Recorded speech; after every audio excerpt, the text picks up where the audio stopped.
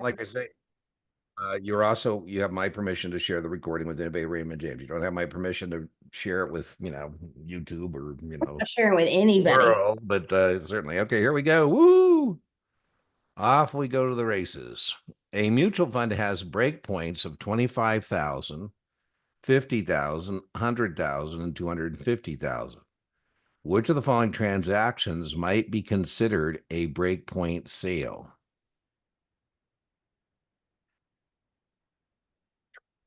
24. No. Yeah, I think 24.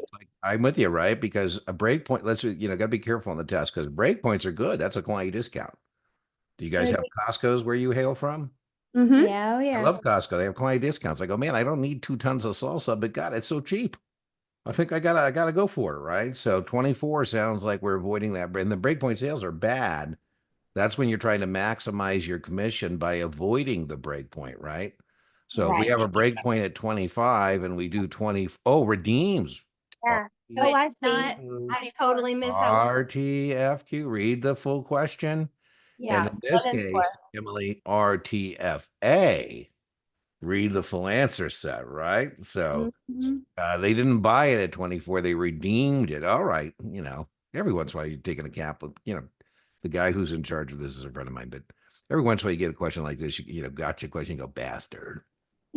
Yeah. Especially when it's your friend, you're like, man. Well, but it's done purposely so that, hopefully they stretch your mind, doesn't go back to the same thing. Okay. Well, now that we've saw that redeem trick, let's see where we go back now to the answer. What do you ladies think? 1 and 4. Yeah, 48 sounds like it's under 50. 96 is under 100. Test question. The easy way stay out of trouble is to disclose to somebody how they may qualify for that break point with 48 or with 96, and how might you qualify for that reduced sales charge?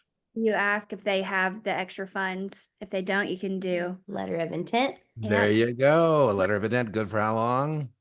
13 months. and you can backdate it 90 days. Oh my goodness. Wow. Very good. And then you can also do accumulation. Well, yeah, rights of accumulation. On your 7, there's a lot of overlap, by the way. So that's why we want to make really sure we overlearn the SIE. But yeah, one of the testable distinctions more likely on your 7 than SIE is that with rights of accumulation, the reinvestment of the dividends and capital gains distribution does count. With LOI, it's got to be new money, not money I made you. It's got to be fresh money, fresh money. But accumulation, Point, rights of accumulation, you don't get it. I sometimes get asked about breakpoints for my tutoring, and I say, I don't have I have a letter of intents. I mean, you can't agree you're going to give me X number of hours of tutoring. I reduce it. You got to prove it. I have rights of accumulation, right? With rights of accumulation, the other distinction, right? You don't get until you cross the break point. I kind of think about it as letter of intent. I'm going to treat you as if you were a good customer, right? So accumulation, I kind of say prove it first, right? And then I have a young lady I've been working with for a while, and like you ladies, and I said, listen, I don't have a reduced thing because my booking doesn't work that way, but you've done enough with me. I'll comp you an hour if you need it. nice. An investor and his mother own 20% and 10%. Man, I would imagine they might got to be part of the founding family or something. Yeah. Or maybe they bought the 20, who knows, of the corporation's outstanding shares, and the mother wants to sell all of her holdings. According to Rule 144, which of the following statements is true?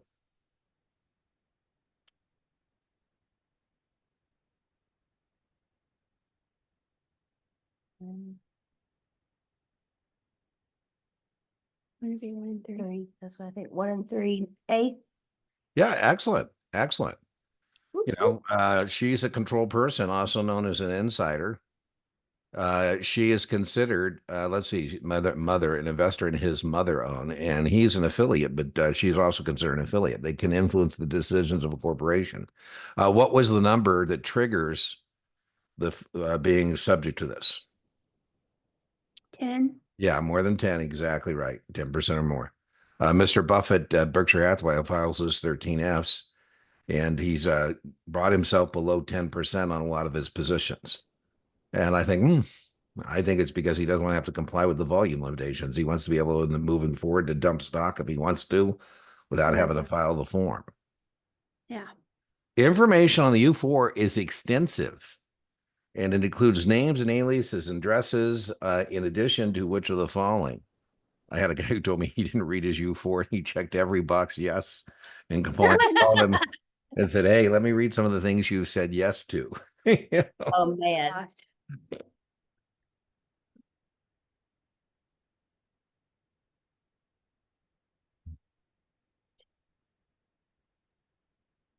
I think D.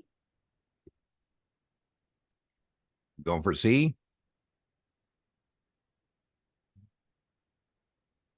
C is incorrect.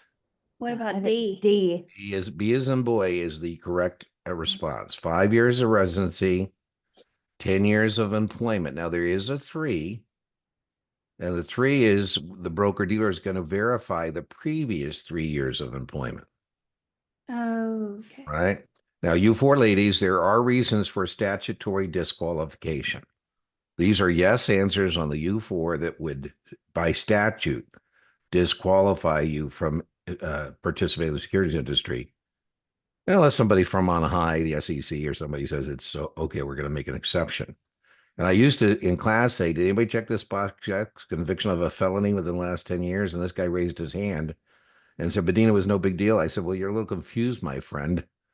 If it's Yeah. a felony, that is a big deal. A misdemeanor involving embezzlement of monies and securities. So I say, hey, before you came to work here at Raymond James, what were you doing? You say, well, I was a teller at a bank and I kept coming up short in the till. I was convicted of misdemeanor embezzlement. I said, what do you want to do at Raymond James? You say, I want to work in the cashiering department. I don't think so. Number 3, have you been denied, suspended, or revoked registration in the past? I call this the don't we know you from somewhere rule. Like you Yeah. look familiar. Can you tell us where who are you again? If ladies, not good, not bueno, if somebody starts talking about your U5. That's the bye. U4, yeah, U4 is hello and U5 is goodbye. I like that. Right? Too. Now you have to give a copy of the U5 to the terminator person so we're all on the same page about the disassociation from the broker dealer. So one more thing about this. I mean, you're going to get some kind of a question on SIE in U4 and 5s, and we just don't know which one it is, unfortunately. But one other thing, if a no answer becomes a yes answer, you have 30 days to amend that U4. Okay. So, yes. No becomes yes. When a registered rep leaves the securities industry, FINRA retains jurisdictional retention. Now, listen, I never did anything untoward in my career, but I was happy when this date came and gone because FINRA District 1 now calls me Lenny. I said, Lenny, you have no jurisdictional retention over me anymore. I'm a civilian now. So how long out of the business are you considered to be a civilian? 2 years. 2 years, indeed. Woo.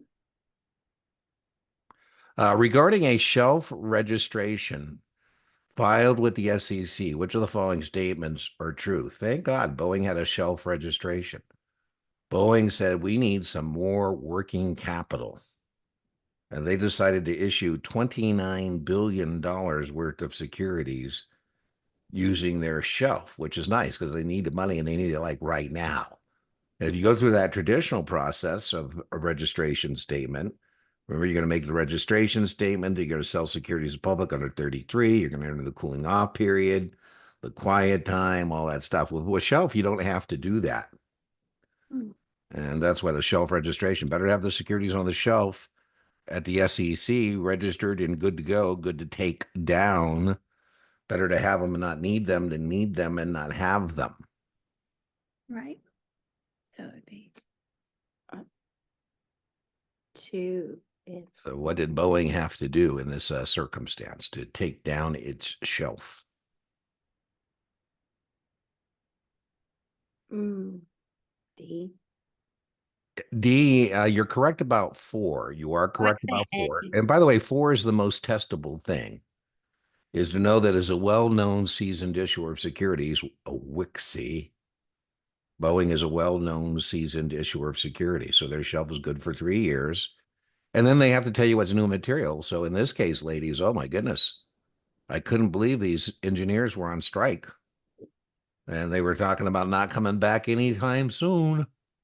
And that would be material, right? So before the Boeing sells those securities, they got to say, listen, we got some problems here that we're trying to fix. We got to, presently, we have a big part of our workforce on strike. That's why we need to raise this money to, we're behind on deliveries on these planes. We're having problems. I mean, I kind of feel bad for my friends at Boeing. I'm going to mark you wrong, 2 and 4. It's 1 and 4. But I feel sorry because they were such a blue chip until they weren't. I mean, Right. boom. So it was A. Yeah, it was a 1 and 4. I'm not concerned about that you answered 2 and 4 as your tutor. I don't think that's the big deal. 4 is the big deal. To Okay. know that this is But good. that was the one I definitely knew. You did, and I gave you credit for that, right? Advantage to the investor offered by investment companies, so mutual funds. Mm. I joke, once you ladies get your 7, if you go back to your manager and assuming you were going into production, as a broker, and I say, hey, listen, I know I have a 7, but is it okay if I just sell mutual funds? Most managers say that would be wonderful. Yeah. If you want to terrify your manager, go back and say, man, I just love this option stuff and oil Yeah. and gas wildcat programs and margin and discretion. Yeah. Mhm. It's available. Need to.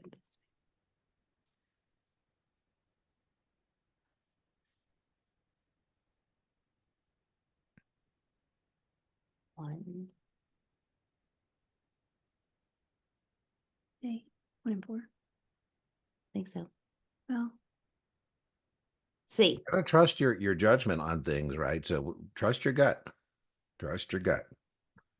Right. What we want to do is kind of, even if we're not good test takers, we want to emulate good test taking behavior. And when you're watching like game shows, ladies, I don't know if you watch game shows. Sometimes I do with my mom, TV, and I can split the account so mom can watch her QVC and she can watch her, people puzzlers and all that stuff because she used to watch on mine, and then the algorithms thinks I'm the one who wants Hallmark and all this other stuff. So I'm proud of her. She's finally learned how to throw the TV over to her YouTube TV channel, right? Anyways, long story short, when we're watching game shows with mom, good test takers answer quickly. They trust their gut. That's one thing I've gotten better about Yeah. So, is just, nope. If I'm sitting there toying with it, nope, Yeah. just move on. You already had well, it. that's right. That's right. And particularly in the SIE, when we get to 7, it's a little more challenging. If it's, I always watch that Who Wants to Be a Millionaire and somebody's phoning their friend for $200. I'm like, That listen, was a bad trying to choice. trick you for $200. Save the phone the friend thing, don't we know? An investor requests a preliminary prospectus. Do you ladies know what the other name for a preliminary prospectus is? red herring. Excellent. Excellent. How does a red herring differ from a final prospectus? Doesn't have a registration date yet. Well, it doesn't have the price. Or price, sorry, the pot. Price. That's okay. Well, I'm asking you to pull things out of the stratosphere. You're going to have an answer set in front of you. We use the preliminary prospectus or red herring during the cooling off period or quiet time, which is a minimum of 20 days. excellent. And we can use that to accept. Indications of in- interest. Yes. Right on. Are those indications of interest, IOIs, binding or non-binding? Non-binding. On all parties. Good job, right? Assuming we make it through that process, then we have what's called the effective date. Now, we're not allowed to advertise the new issue, but we are allowed to place a Tombstone. excellent, which is neither an offer to sell nor solicitation to buy the following security. An offering is made only by a copy of the prospectus. Okay, so which of the following is true? I kind of like this one. And, what I like about it is it's kind of obtuse, but I kind of like it. The jerk that I am, I'm kind of like my friend Bill, who's in charge of this stuff. Well, I don't know if Bill's in charge of the SIE, but anyways, it kind of appeals to the jerkiness in me. Yeah, because it's a tricky one. Yeah. D. So yeah, it's D. That's the definition of the cooling off period. And That's just why I like it, because that's what that is, right? The time between, if we did have the cooling off period, I'd be calling you every day and saying, hey, you know yeah. what APO stands for, don't you? Uh-huh. Yeah. Stands for instant profit opportunity. This thing is gonna be hard. You know And what? I'm supposed also to say, in and that you're not allowed to 20 comment. days, if there, what's it called? If there's something wrong, Yeah. Well, I pause, don't, like, we got to be a little careful just with legal terms. not You're wrong, wrong. but something that needs to be Deficiency, deficiency. And right? then Say it you get a stopped. deficiency letter and they say we wouldn't want some more information from you, right? So the SEC, but remember the words we don't ever use. And that's kind of why I was got to applying the brakes there a little bit on the word wrong, because it assumes that it kind of insinuates that perhaps the SEC does this, which they don't. On every prospectus on the front page in all caps, it says the SEC neither approves nor disapproves of any securities offering. They Right. neither pass upon the adequacy or the accuracy of the information contained herein.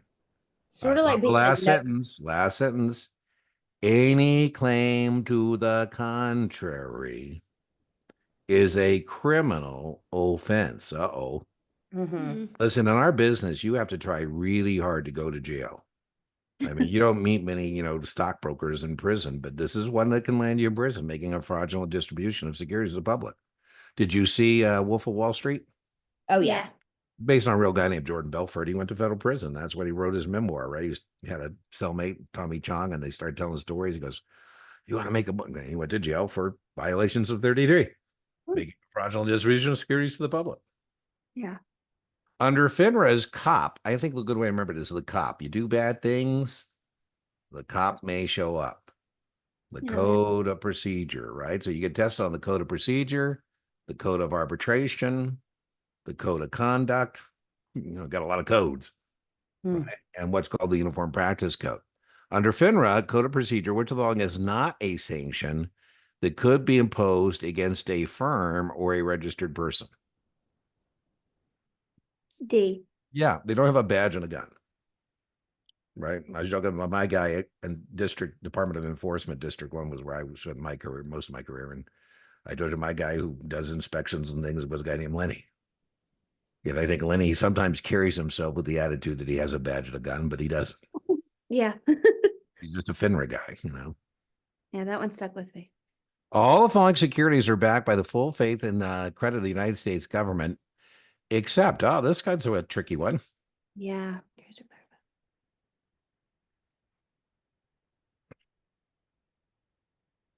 Strips.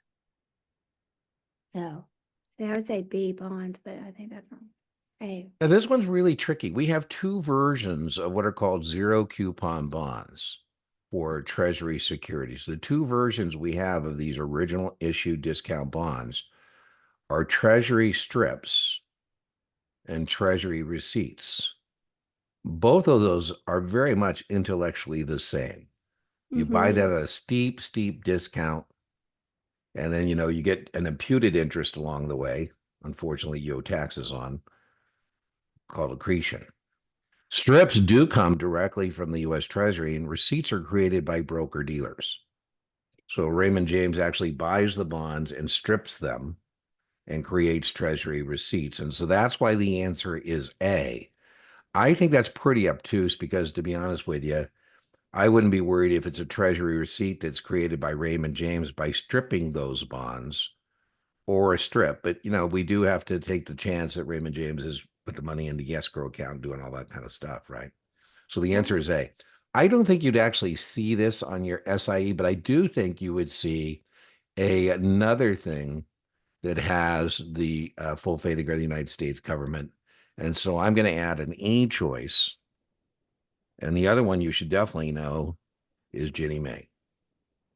Ginnie Mae has the full faith in the United States government as well, right? So these are all called direct obligations. That's what this question is about. B, C, and D are direct obligations of the U.S. Treasury. And then the agency here, only Ginnie Mae, Fannie Mae and Freddie Mac, Or not, right? have an implied backing. We assume that they get in trouble, the Treasury is going to, come to their assistance. But that's not good as direct, right? So, And this is probably something I should have known by now, but for some reason, Treasury is really messing me up. Me too. It's the notes, bonds, bills. well, yeah, let's just talk about it. You get held accountable, ladies, for 3 issuers of securities. Mhm. And I'm kind of teasing a little bit, but not really. I mean, Yeah. It is called the Securities Industry Essential Exam. And the most Yeah. essential thing to our industry is securities. You Yeah. know, right? You're held accountable for three issuers of securities: corporate issuers of securities, municipal issuers of securities, and here the US government as an issuer of securities. As your tutor, I'm not concerned that you tell me you're hung up on this because it's not going to be material. I've never had anybody tell me, maybe you would be the first, say, Dean, I missed my SIE because of Treasury securities. Mhm. I'd say, really? There are some questions. One of them is that a kind of a pivot or hint on the test. If somebody's interested in safety of principle, that phraseology, Mhm. I say, hey, ladies, I'm already rich. Just don't make me poor and we will get along fine. I say, I don't want to take any credit risk. You say, well, Dean, Treasury securities test question have no credit risk. They have no credit risk. The two risk in bonds are credit risk and interest rate risk. And I'm now going to add another one to this answer set: T-bills. So you do have interest rate risk in Treasury securities. Now, I always joke, if anybody ever asks you about economics, finance, or investments, and you want to sound smart, you should say it has a lot to do with interest rates. And if you just shut up, you sound good. People say, well, what about them? You say they fluctuate. And they say, is that good news or bad news? You say, well, can you tell me more? Yeah. And then you say, hey, I'm watching the Fed. Uh-huh. The Fed is in control of monetary policy. These interest rates, right? So there's a lot of stuff that is around the periphery of these kind of questions about these securities. Now, Mm. you still have interest rate risk. Can you say goodbye, rest in peace, Silicon Valley Bank? Yeah. Mhm. Silicon Valley Bank thought they were being very conservative. And instead of lending out their depositors money to do traditional banking activities like originate mortgages and car loans and things like that, they bought long-term treasuries. Just before the Fed went on a historic pace to raise interest rates to slow down inflation. And when interest rates go up, bond prices go. Yeah. So their bond portfolio started dropping in value. Now, that wouldn't have been a problem if they could have held it to maturity. But then it got out to their depositors that they were sitting on $2 billion losses in their bond portfolio. And then all their depositors started wanting their money back. Yeah. Said, hey, I'm going to think I'm out of here, right? So, oh, well. Now, if you were worried about that, you wouldn't want to buy the long-term bonds because long-term bonds have more interest rate risk. So we do get tested on maturities. One of the things we get tested on are money market securities, high quality debt maturing in less than 12 months. There's no better money market security than a T-bill, right? Because you don't have interest rate or credit risk because whatever's happening, that's what you're going to be doing, right? So sometimes we refer to the T-bill as the risk-free rate of return. Treasury notes are 2 to 10 years. And treasury bonds are greater than 10. So you do get tested on maturity on treasury securities. You also get tested on that they trade in a different increment. All debt securities ladies trade over the counter in a negotiated quote driven market. And if I work the bond desk at Raymond James trading corporates and munis, so you say, hey, what do you do at Raymond James there in Florida? I say, I'm the guy in charge of bond inventory. I work the bond desk. I buy bonds into Raymond James inventory. I sell them out of our inventory. I buy them at the bid and I sell them at the offer. And my minimum spread is going to be 1/8. So every time I buy or sell, the minimum is 1/8. Now, in government securities, they're a little goofy. If I work the government desk at Raymond James and I buy and sell government securities, my minimum spread is 1/32. So the increments that they trade in is different, right? So that's testable by government securities as well. So, we're just talking about these government securities. I don't think that these are going to be material to you passing or failing. They're there and they're mainly aim and shoot, point and click recognition questions. Okay. We're just going through those recognition questions. Now, in corporates and munis, we have a concept called accrued interest. Accrued interest is what the buyer of the bond pays the seller of the bond. And under the Uniform Practice Code, which standardizes trading practices within the securities industry, every month has 30 days, and we're using a 360-day calendar. So when Mhm. trading corporates and munis, nobody has to memorize the nursery rhyme or Uncle Humps about how many days have September, right? But government securities are goofy.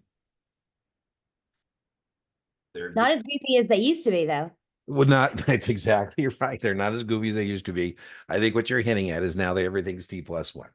Mm-hmm. Mm-hmm. So you are correct. And then the other thing, right, is they use an actual calendar, 365. So I Good. think that's pretty much it for wait. Oh, one more thing about taxes. The states would like to tax you on interest you're receiving from the US Treasury, but can't. So if you own a Treasury note or Treasury bond, your state can't tax you on the interest you can receive. The US Treasury can and does. So if you own Treasury securities, the US Treasury can and will tax you. States would like to, but can't. Now, there's an exception as it relates to the agencies. Ginnie Mae, for example, is fully taxable. You're going to owe the state income tax, you're going to owe the federal income tax.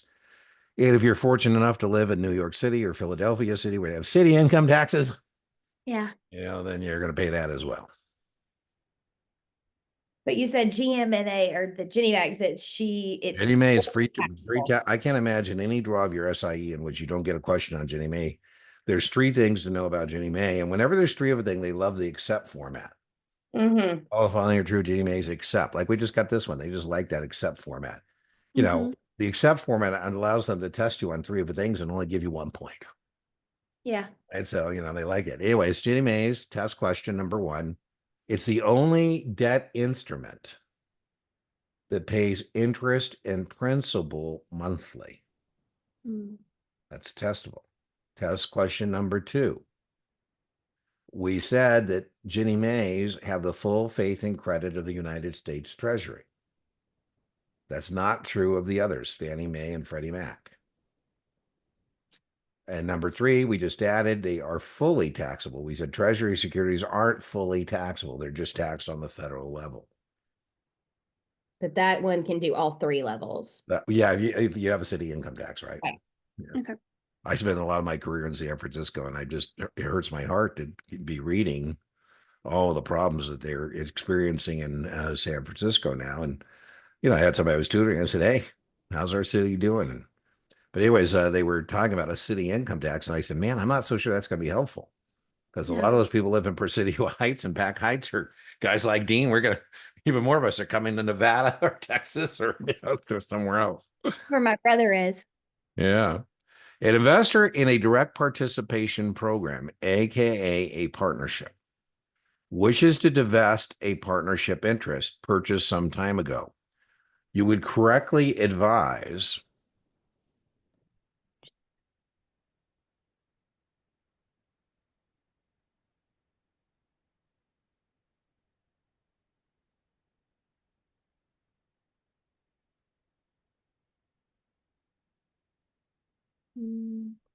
I was guessing.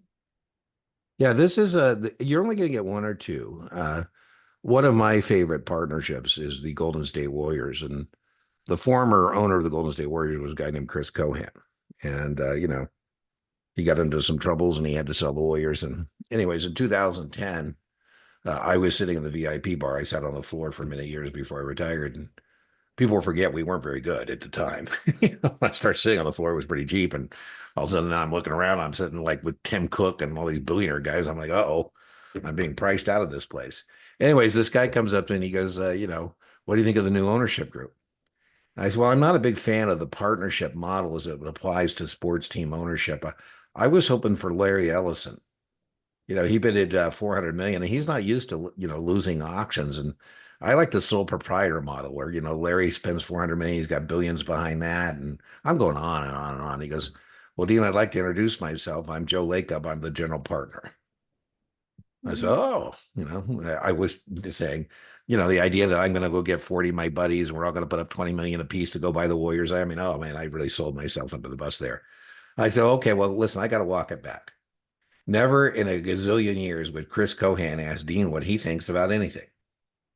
And, I know you didn't invite me to participate as a limited partner, but, and I used to tease him as we got better. I'd say, hey, I'm missing Larry less and less. Now, one of the partners in the Warriors is a guy named Vivek Ranadivi. And he actually put up more of the money than anybody, but he didn't want to have, here we go with some test questions, unlimited liability. The general partner in a partnership has unlimited liability. The general. The limited partners do not. So Vivek decided he wanted to be a limited partner. I'll provide the money, but I don't want to be involved in the day-to-day operations of the business because I don't want to have unlimited liability. Now, that's what he thought until it went well. He said, damn, I should have been a general partner. Yeah. He decided he was going to go buy the Sacramento Kings. Now, here's the problem. You can't get in or out of a partnership without the permission of the general partner. So a test question are very illiquid. That's the test question. Partnerships are very liquid. So if a client is going to invest in a partnership as a limited partner, he needs to understand, he or she, before they get in, it's very illiquid. So in this case, he got lucky. Jacob Lacob said, who are you going to sell it to? Okay, that's acceptable to me. You don't have to do that in stock. I don't have to get anybody's permission to sell my stock. Right. And I gave him permission to divest his interest in the Warriors and go buy the Kings. So that's one of the problems in a partnership, or one of the disadvantages, is this lack of liquidity. Right? Lack of liquidity. I, ladies, used to sell lots of partnership interests, and one of the partnership interests I would sell is a winery in Napa. And I'd say, now let's be clear, you're a limited partner in this winery.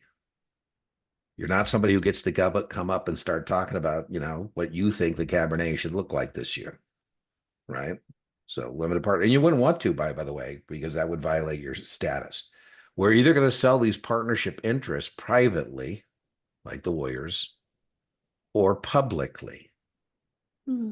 Right? Remember this idea about private versus public? So we're either going to sell these as a private placement under Reg D, or we're going to sell them as a public, which means we're going to have, 33 prospectuses and all kinds of stuff, right?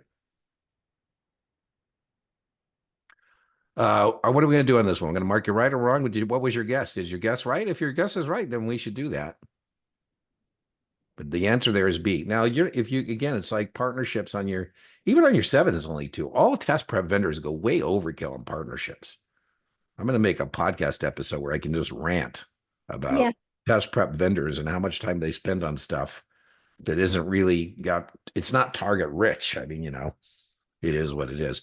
In partnerships and margin and things like that, I think the best way to proceed is to learn them by missing questions like this, rather than devoting like a study block of an hour on partnerships. I just think that's, not a good use of resources. Yeah. Political risk is more associated with.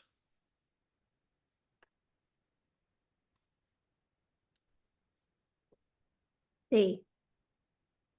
Yeah, but it could occur. Yeah, that's right. Yeah. That's right. Liz, we just had an election, right? Yeah. Whether it's President Trump or President Bernie Sanders, I mean, we have risks, but we have a more established kind of a thing. I mean, in terms of that, right? I got a joke, right? I say I've got a lease, and the guy goes, "I got a tank. I think my tank name trumps your lease." So different countries. A customer wishes to open a cash account in his name only. So the two basic types of accounts at Raymond James are cash accounts where we intend to pay in full, and margin accounts where we intend to pay part of the purchase price. So here the customer is saying he wants to pay in full for his securities transactions. And then he says, I want to give a third party, let them make trading decisions, but not withdraw cash and securities. I think that's pretty good. So he's going to allow him to trade the account, but not withdraw monies and securities. I used to use this as part of my presentations. I'd say, ladies, I can't steal what I don't touch.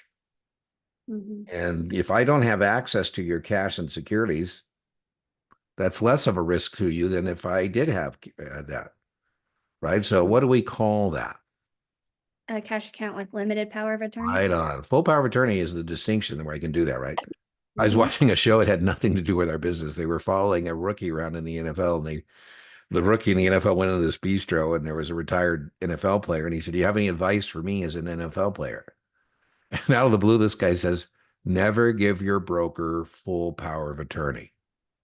And I said, wow, where the hell did that come from? Come to find out, one of the athletes had retired. And then he went and got his SIE, his 7 and his 66. And he came back to his teammates and said, "Hey, Kaylee, if anybody understands the financial problems indigenous to being a high income producing professional athlete, it's moi. If you give me full power of attorney, I'll treat your money as if it were my own. Sure. And that way you can just worry about being the best football player you can be. I'll take care of paying your posse, paying your bills." Well, they arrested the broker and asked him what happened. He said the money evaporated. I guess it was a hot, sunny day. Oh. Yeah. By the way, it's really bad when it's a person like this, it goes bad because if they're a person like with a particular team or church or fraternal organization, they blow up the whole neighborhood, right?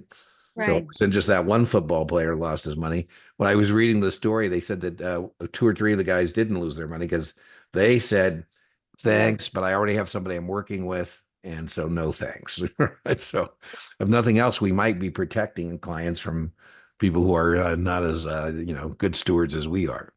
Potential risks of owning common stock include all the following except. See. Yeah, stocks don't go to -5. That sounds like a bad thing, but that's a good thing. Stocks just go to zero, right? I mean, the regulatory element of training requires that all registered persons complete a computer-based training session. How frequently? See. Yeah, we have 2 types of CE. We have regulatory CE and then what we have to do internally at Raymond James. You're correct. This is annual. Our advisor loves CE. Mm-hmm. Yeah, well, and boy, I know how much some of our producers like your guy hates it, but boy, Yeah. don't be stupid.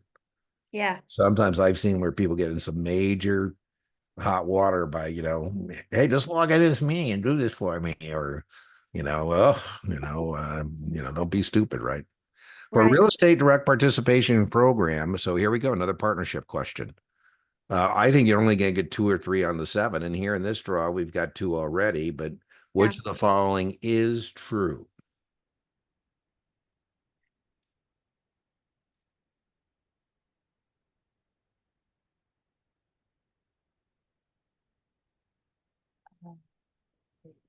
See? What a weird question.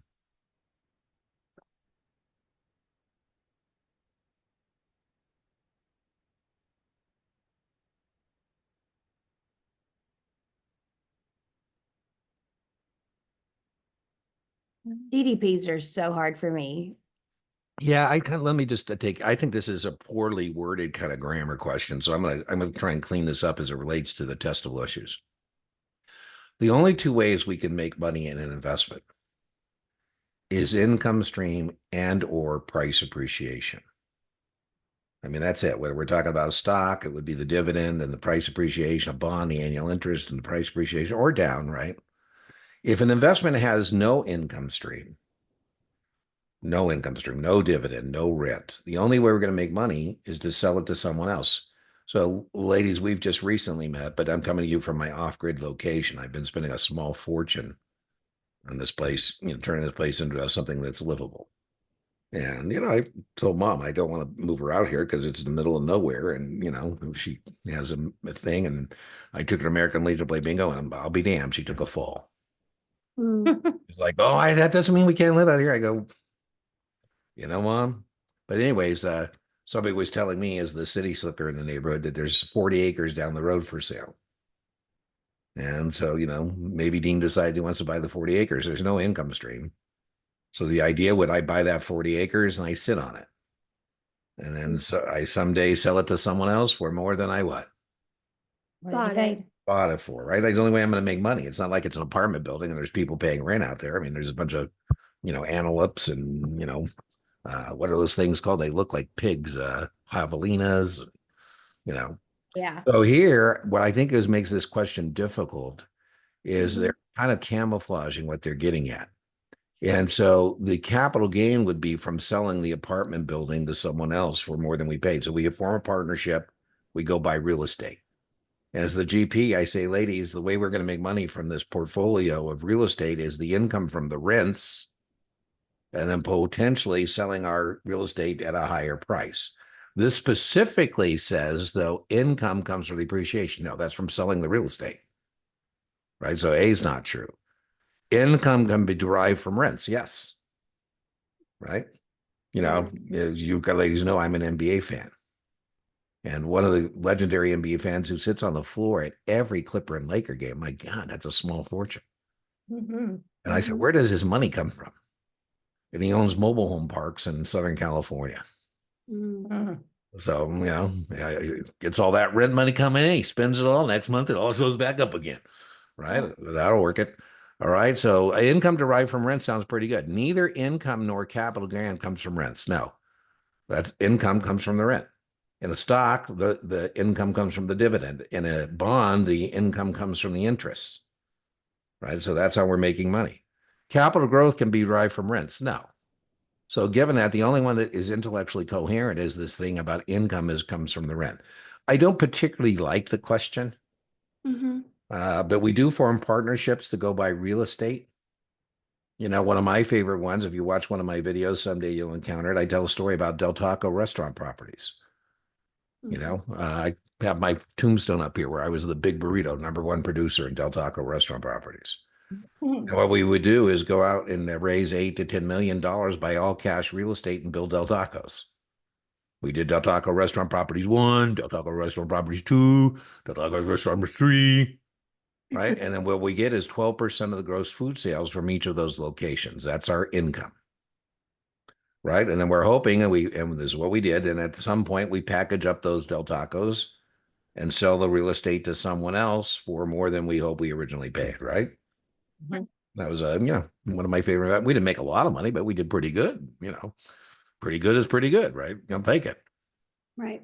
By the way, it was a great inflation hedge, right? Because as the menu prices go up at Del Taco, so goes our rent, right? Shelley Bogdan, your client, purchased a 6% corporate bond with a current yield of 5. This is very testable. The bond was purchased at Okay, so it's a $6 bond or what they're hoping is that you kind of freak out here and go, what? And what you really need to do here is draw a flat line, which represents a bond at par. Par. we have as our fulcrum of our teeter-totter 6%. That's what makes the teeter-totter kind of pivot. Right. The teeter-totter or seesaw. And so there is our coupon. And that's what that 6% is. The coupon, the fixed or stated rate of return, right? The nominal yield. It's kind of like learning a foreign language. And now it tells me that the current yield is 5%. Boom. And so if they tell me the 5% is the current yield, now I can interpolate where this bond is. That's a discount. No, because Oh. That's how I always remembered. Like that graph is really helpful to me. I got to tell you, sometimes, ladies, I get Yeah. sophisticated men and women who say, "Oh, I don't like your teeter-totter seesaw because it's oversimplifies things." I go, "Well, that's what I'm a fan of. Anything I can turn a judgment question into a aim and shoot point and click question. Yes, Yeah. because my I'm brain. a big fan of that. Now, this means the yield to maturity is going to be less than. By the way, the reason I'm showing you the teeter-totter is because we don't need to do any math. Yeah. Because with a teeter-totter, we're turning the judgment question into an aim and shoot point and click question. And from this, we know that interest rates, because that's this side of the fulcrum, have gone down. And that's why this bond is trading at a premium. Now, you may still want this bond in the secondary market, but that's very testable. What is that relationship? Inverse. Yes. Very testable. Now, I also could have just started plugging the numbers in there, and I could say, well, current yield, very testable, is what an investment pays me divided by what it cost me. So the other way to proceed is I could have said, okay, well, this bond pays me $50. How'd I get to $50? Excuse me, pays me $60. How'd I get that? That's 6% on par. Mm-hmm. And then they're saying the current yield is 5. So I could have literally just plugged in everything offered to me until I come up with the number. Remember this from grade school? This is kind of like X plus, we're solving for the unknown. That's how I have to think about it. Yeah, well, that works, right? So here's our unknown. This is known, and this is the thing we don't know, right? And then with math, the good thing about math, you're probably going to get 2, 3, maybe 4 math questions. You're certainly going to be asked to calculate current yield. You might be asked to calculate total return. You might be asked to do tax and tax-free equivalent yields. And you might be asked to do adjustment for a stock dividend split. That's pretty much it. So, but we want to embrace math questions, because if we embrace a math question, we know there's no interpretation of the answer. We simply get it or we don't. Now, this is nonsensical to say a discount of 1,200. There's no such thing as a discount of 1,200. Right? We've just determined that this bond is trading at a premium. So we could just know it's a premium, but let's just plug this in. A premium of 200 would be 1,200. So I'm just doing what it says, and I'm doing the math to see if indeed that's 5%. So 60 divided by 1,200 indeed is 5%. Right? So Perfect. boom. Does that make sense? Like, that's how my brain works. Yeah. So, but by the way, it's okay. Brains work differently. So, Emily said she likes to do it the Mr. Bruner third grade math class. I'm joking, but my third grade math teacher, Mr. Bruner, and I'm still mad at him, Emily, because he turned me off to math. It took me years to recover. I always hope as a teacher I never turn somebody off to the material, right? Emily told me she was a teacher, and you would hope the teachers are spirit filled about teaching, Yeah. or if not, Emily, time to move on, right? Time to move on and do something different. Yeah. DEF Corporation has a 4% non-cumulative preferred stock. Now, I always get people telling me they got more preferred stock questions than they were expecting, and I don't know quite how to respond to that. What were you expecting? Yeah, I mean, I don't know. Wouldn't it be nice if your phone bill was non-cumulative? That means Oh, if you miss it this month, they just say, that's okay, try better next time. That's not what happens. It goes into arrears. So here, this is not going into arrears. That's what the word non means. 3 letters that change the answer. If it's a cumulative, the answer is going to be different than if it says non-cumulative. The So- company eliminated its dividend payment for the past 3 years. So let's see. So now I'm going to figure out 4%. Par on preferred stocks, very testable, is 100. So 100 times 4% is $4, right? So par times 4% is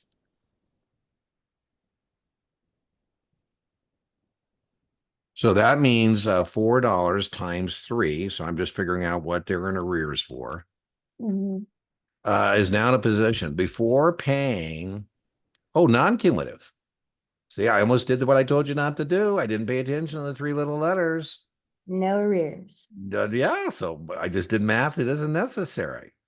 Before paying the common stock shareholders a dividend, the company would be required. Well, they just got to take care of this year, right? Yeah, 4%. There we go. So we got to just be careful about what we're being asked here. And 4% we need to know is $4. So they just got to take care of it. Boom. Oh. That's one thing, your tips, tricks, and memory aids thing was so helpful about, like, for me, it's those little words that screw you, Yeah, pivot words. You got to, boom.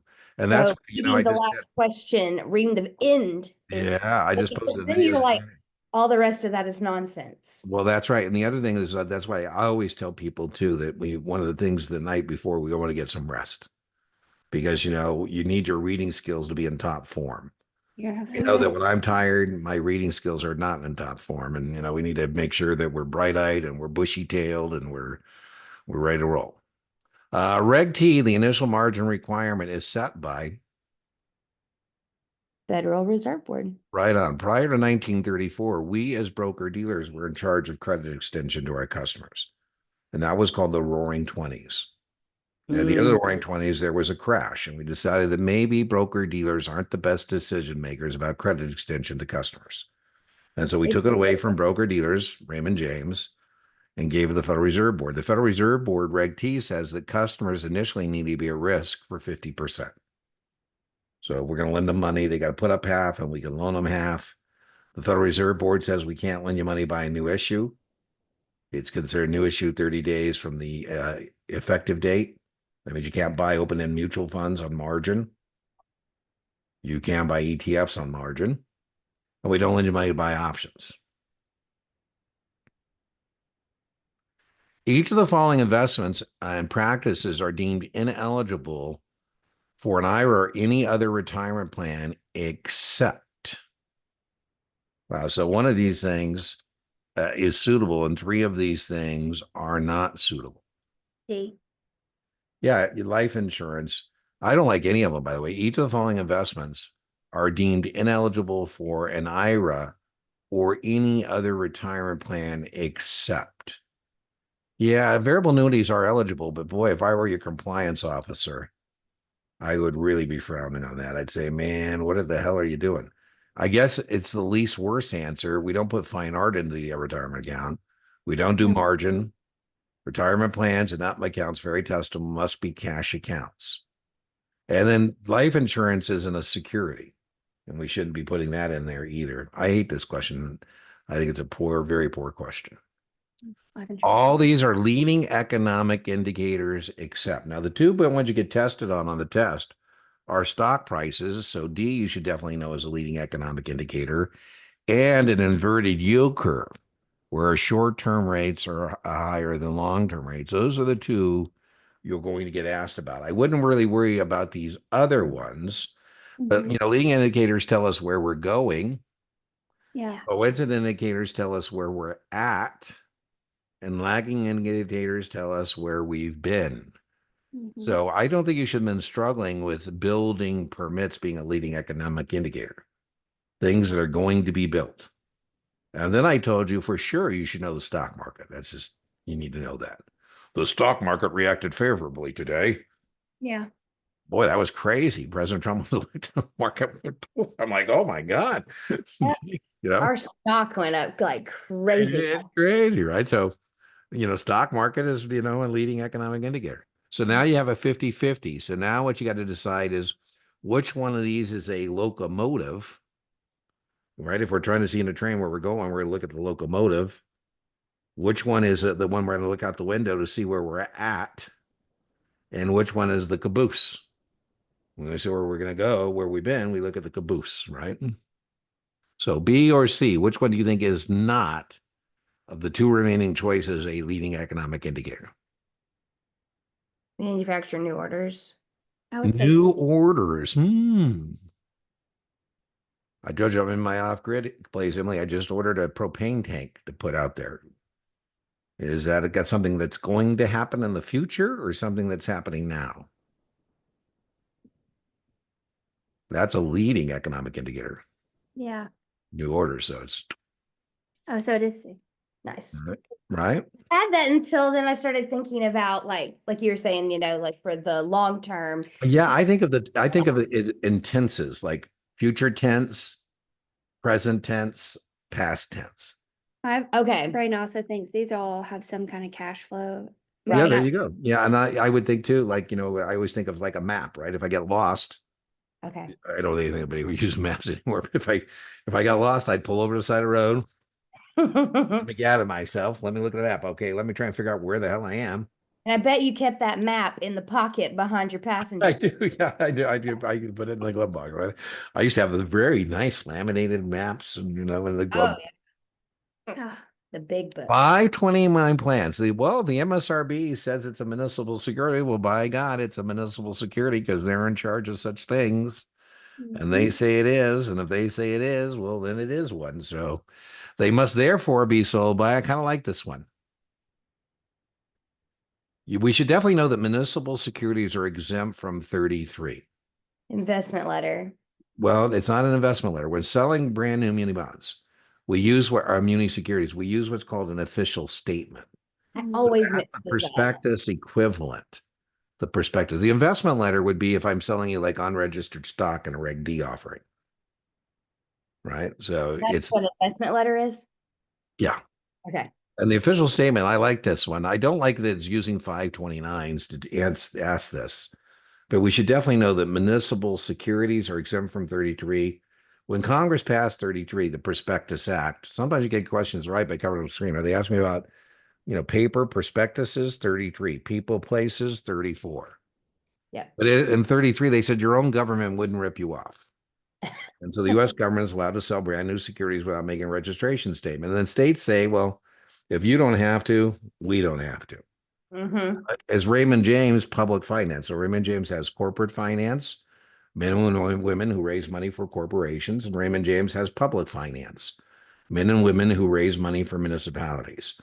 And if I'm a municipal securities professional at Raymond James, I say to the issuer, listen, I know you don't have to give any kind of disclosure to sell things because you're exempt, but since 1933, more often than not, when I've sold somebody a brand new security, they've grown accustomed to saying, can you send me something?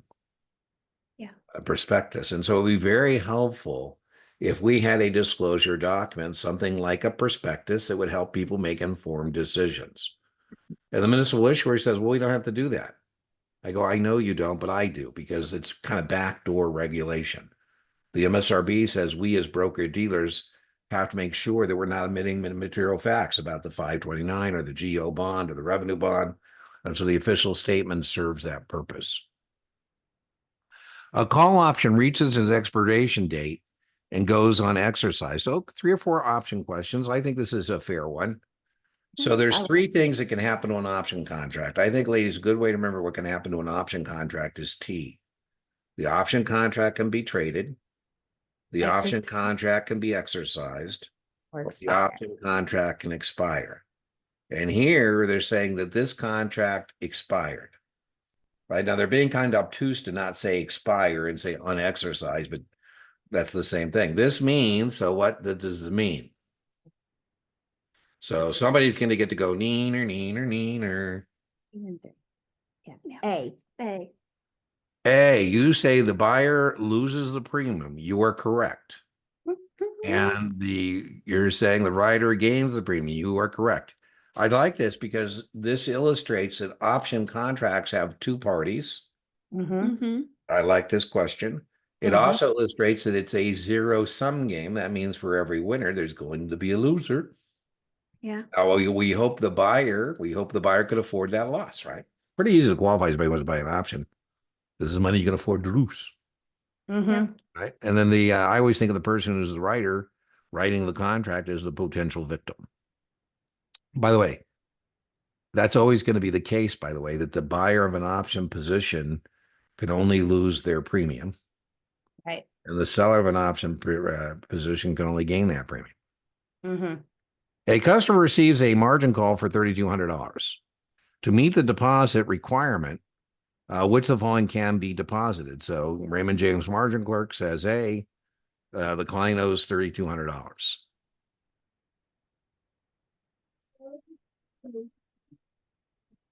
Reg T is half, so B.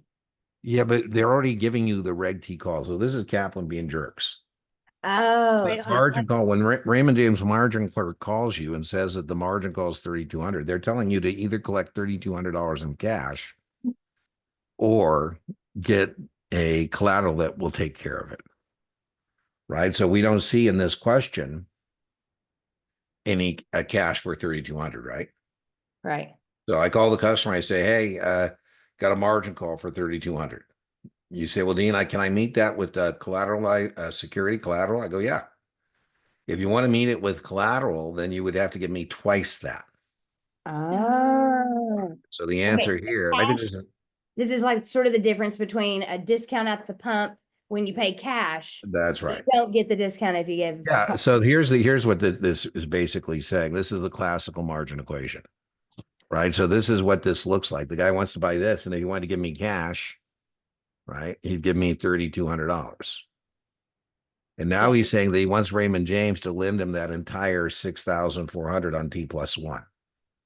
And so now I'm going to say, okay, well, Raymond James is more than happy to lend you the entire $6,400 because if you want to pay, put up cash, this is what we need from you. And, that's not available in the answer set. I say, okay, if you give us twice that, now you would have in your Raymond James account 12.8. And now we would be more than happy to lend you the entire $6,400 Gotcha.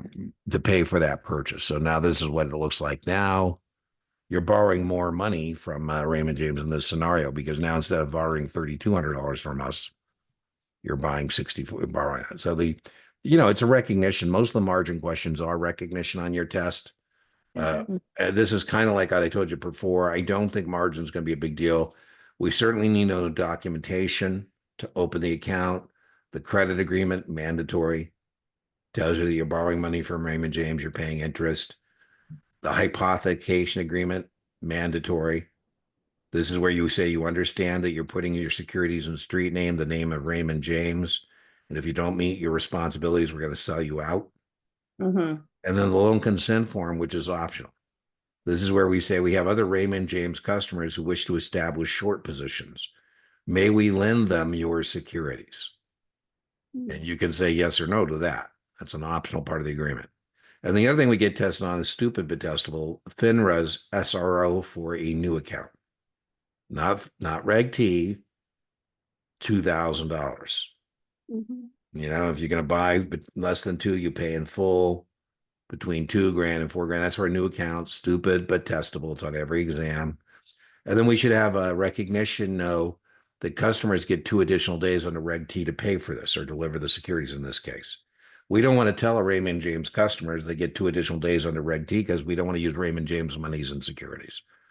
But here on T+1, Raymond James is paying $6,400 for these securities this guy just bought. Gotcha. We're using Raymond James money. And so on T+1+2, regular T, that's testable. Now I can call that Raymond James customer and say, hey, Raymond James margin department here. I'm the margin clerk. T+1+2 is come and gone. Where the hell is the $6,400 in securities? Or $3,200 in cash? Now, as a customer in good standing, I'm going to get you an extension. I say, no problem. You go, oh, yeah, Dean, I'm sorry, man. But at some point, if you don't pay, you don't come up with the money or securities, then the Raymond James margin clerk is going to sell you out.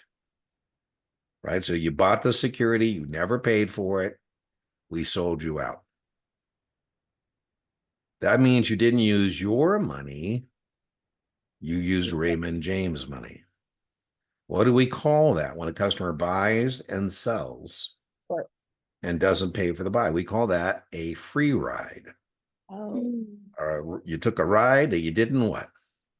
Pay for. See, and if I didn't know that and that became like a choice in an answer set, I'd be like, yeah, I kind of think of a free ride. It wouldn't have been one that I would consider. Yeah, well, I kind of think of it as being like a kind of like kiting a check at a bank, right? It's kind of, you're using the bank's money to, do things.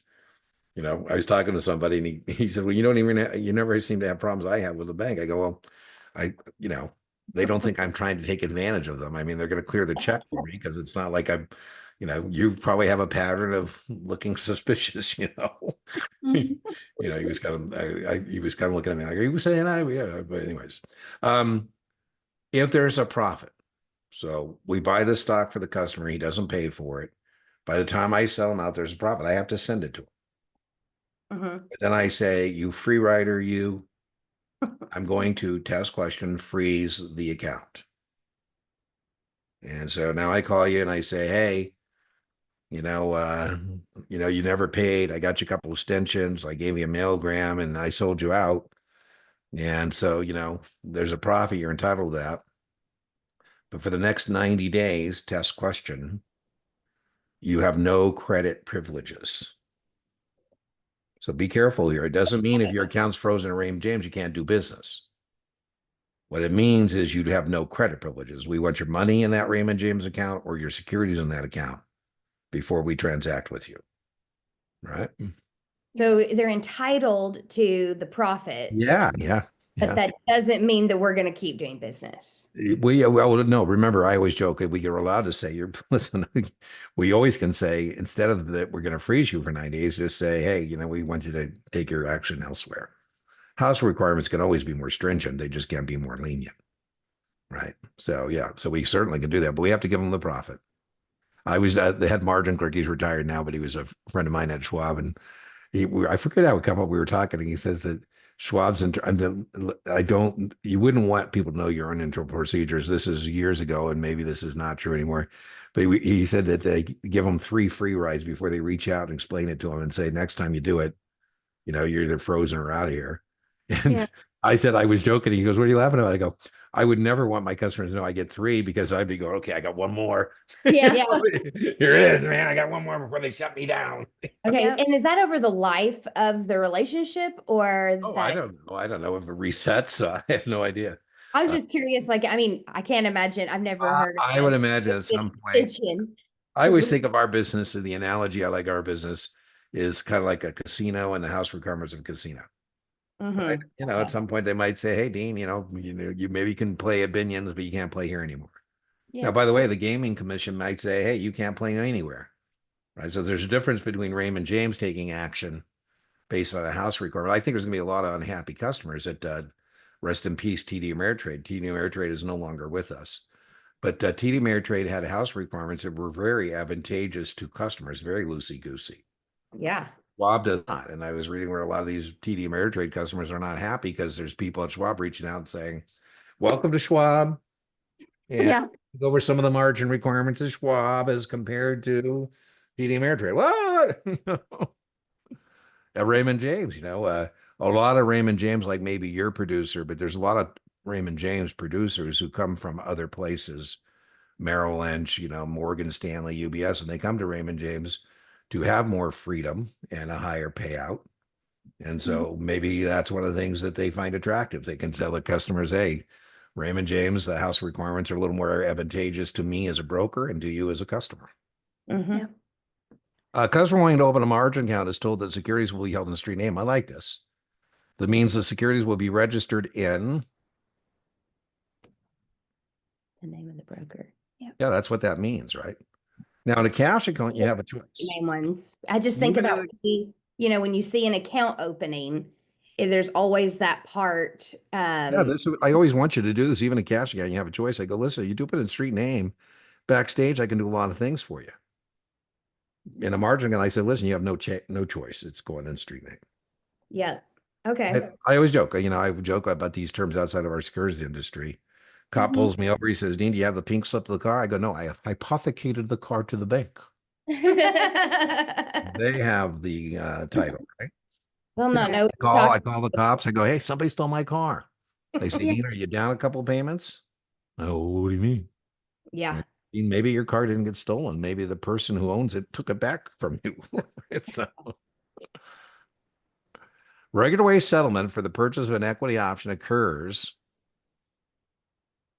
A or B. Yeah, and we all live in a T+1 now. Emily, that change was made in May, Yes. and I can't. He Yeah, knows. I was reading B and I was like, that's it. And then I said A. yeah, and I continue get the questions from people. How should I answer it? I said, if you answer this any other way than B, you're going to miss the question. Yep. So please, Number one. the other day, and he's using outdated materials, and he said, well, my book says. I said, could you do me a favor? Check the book, the That edition was of your wrong. book. Your test prep vendor probably has something online for you. You have something. I've made like 3 or 4 videos, and I still get nasty comments like in my video. It's now T+1. I go, if you look in the video description or you put that in the chat search bar, you will find that I have updated, all that stuff. Like Kaplan does. Yeah. My coffee. Earned income. This is you working for money. So earned income includes which of the following? So I don't really care about this particular question, but on our tax return, there are 3 baskets that we report on: earned income, unearned income, and distributions from our partnerships. I think it's going to be more of a 7 issue than it's an SIE issue. C. Yeah, year-end bonus. You're going to, taxes on that, right? So, I think of a PFS and you always put, you know, Yeah. like all of your rental income and your Yeah, that's salary, all that exactly right. stuff. How long must a FINRA firm maintain a copy of a complaint? This is very testable. Is it 6 years? C? 4? 4. Ooh. MSRB is 6, FINRA is 4. Don't you hate these? You'd think they'd all get on the same page, but they're trying to make it difficult for test takers. I'm joking, but so 4 for FINRA, 6 for MSRB. The vast majority of brokerage firm records are 3 years. That is the biggest bucket of record retention is 3. And Only what did you say that covers? The 3? the 3 is everything except things that are 6 and lifetime. Okay. There's very, very few things that are, lifetime and 6. 2 years, every record has to be readily accessible for 2 years. So if this is a record that was created within 2 years and I'm a FINRA examiner, I say, I'll be back same time tomorrow. I expect you to have the record. Readily accessible means 24 hours. Regulators love 24 hours. Like stored in the branch versus stored in an archive warehouse. Right. You can have it in an archive warehouse as long as within 24 hours you can what? Gotcha. Produce it. Produce it, right? Okay. All the following are acceptable choices to function as a depository or intermediary for transactions between buyers and sellers, except, well, this is kind of a funky kind of a question. Yeah, it is. If I don't know, I don't think you're going to see this, but I kind of like what it's getting at, perhaps. One of these things is not like the other. That's right. Sesame Street trick, right on. See, Yeah, nothing gets credit think unions, about but they're not really. PBXCU and be like, no, I Yeah, don't think they would do that. there you go. Credit unions, right? The Dow Jones Industrial Average is a widely cited measure of performance of the U.S. stock market. How many stocks are tracked within the average? Dow Jones. Is it 3,000? 3, no, Wilshire 5,000. Stupid, but it has B? more than 3. It's 30, and it's price weighted. 500 is S&P. Yeah. That very much. The S&P 500 is what we call the market return. So the The S&P S&P is 500 market returns. What's that? S&P is market returns. Yeah. So sometimes we'll say, when we're talking about beta or something like that as compared to the market, when everybody's saying anything about the market, they're using the S&P 500. Yeah. Okay. And then if they're talking about Dow Jones, It's The the Dow Jones Industrial Average is 30 stocks. That's why Okay. people think that's kind of silly when the news is good. Oh, the Dow Jones was up today. It's like, okay, so what? How embarrassing. Intel just got removed from the Dow Jones Industrial Average and was replaced with NVIDIA. Mm. And if you're Intel, you go, man, we used to be the number 1 chip guys. What happened? that's 30 blue chips, basically. That's right. That's right. Oh, yeah. I think I Which said of the following has a predetermined termination date? Well, kind of interesting. A predetermined termination date. D? Yeah, again, these other ones, remember, go Early. on and on and on and on, right? So it's the unit investment trust. If you get the unit investment trust, I don't think this would be the test question. The test question would be a unit investment trust, low probability, is a professionally selected fixed portfolio. So the assets are being professionally selected, but they're not being managed, hence the termination date, right? Now, since they being professionally selected but not managed, what follows from that? Well, a unit investment trust would typically have a lower expense ratio, right? Because there's nobody managed doing anything, right? I got a joke. The problem with monkeys harvesting bananas is they eat the product. And there's no monkey here that's eating anything, right? And they're a little more tax efficient because of this idea that they're being passively managed. Now, closed-end fund is very, very testable, ladies, that you can contrast a closed-end with an open-end fund. The biggest testable contrasting point is closed-end funds trade supply and demand in the secondary market. Whereas Closed. open-end funds trade based on their next calculation of NAV once per business day. Right. That's called the NAV plus the sales charge, right? So very, very testable. Will you say what you call like for closed again? Closed means not open to additional investments. Okay. It trades supply and demand in the secondary market. Mhm. You know, the number one reason you would buy a mutual fund of any kind is professional management, diversification, ease of ownership. Mhm. And so, you know, Clarice is a friend of mine, and she's worked very hard to accumulate $4,000. In her world, $4,000 is a lot of money. Mm-hmm. And she says, Dean, what should I do with the $4,000? I say, Clarice, do you have the time, temperament, and expertise to be managing money? She says, well, no. I said, well, then you ought to hire a professional money manager. She Mhm. said, Dean, I can hire a professional money manager with as little as $4,000. I said, Clarice, there are men and women who have sold their soul to manage that $4,000 for you. Yeah. He goes, well, you know, I see on TV that some of these people want like $500,000 as their minimum relationship. I go, well, you know, that's true for other folks, but in a mutual fund, I know some mutual funds. Clarissa, would you be happy to have you send them $500? So this is a way for a lot of retail investors to access professional management. So And not, i- now let me finish is up. it So considered? I am not a good prospect for a domestic mutual fund, right? Because if you say to Dean, do you have the time, timber, and expertise to be managing money? I'm going to say yes. However, I do think, Haley, there are areas where I should make an asset allocation where perhaps I don't have the time, timber, and expertise. For example, Mexico. And there is a closed-end fund, the Mexico Fund, MXF, Mhm. trades on the New York Stock Exchange. Mhm. Emily, I like that because that means my manager of the Mexico Fund never has to meet a redemption request. He can stay fully invested in Mexico. And, you know, Mexico has a lot of volatility. I mean, up and down. And we say, Dean, if you can't handle the heat in the kitchen, sell your Mexico Fund shares to someone else Mhm. for more than or less than you originally paid. Right? That's the major testable distinction. Open-end funds, you're only conducting business in the primary market directly with the mutual fund. You're buying the shares from the mutual fund. You're redeeming the shares to the mutual fund. Open-end. Closed-end fund is a stock. It's like a stock. It trades supply and demand. That's very testable on both your SIE, and it's going to be very testable on your 7 as well.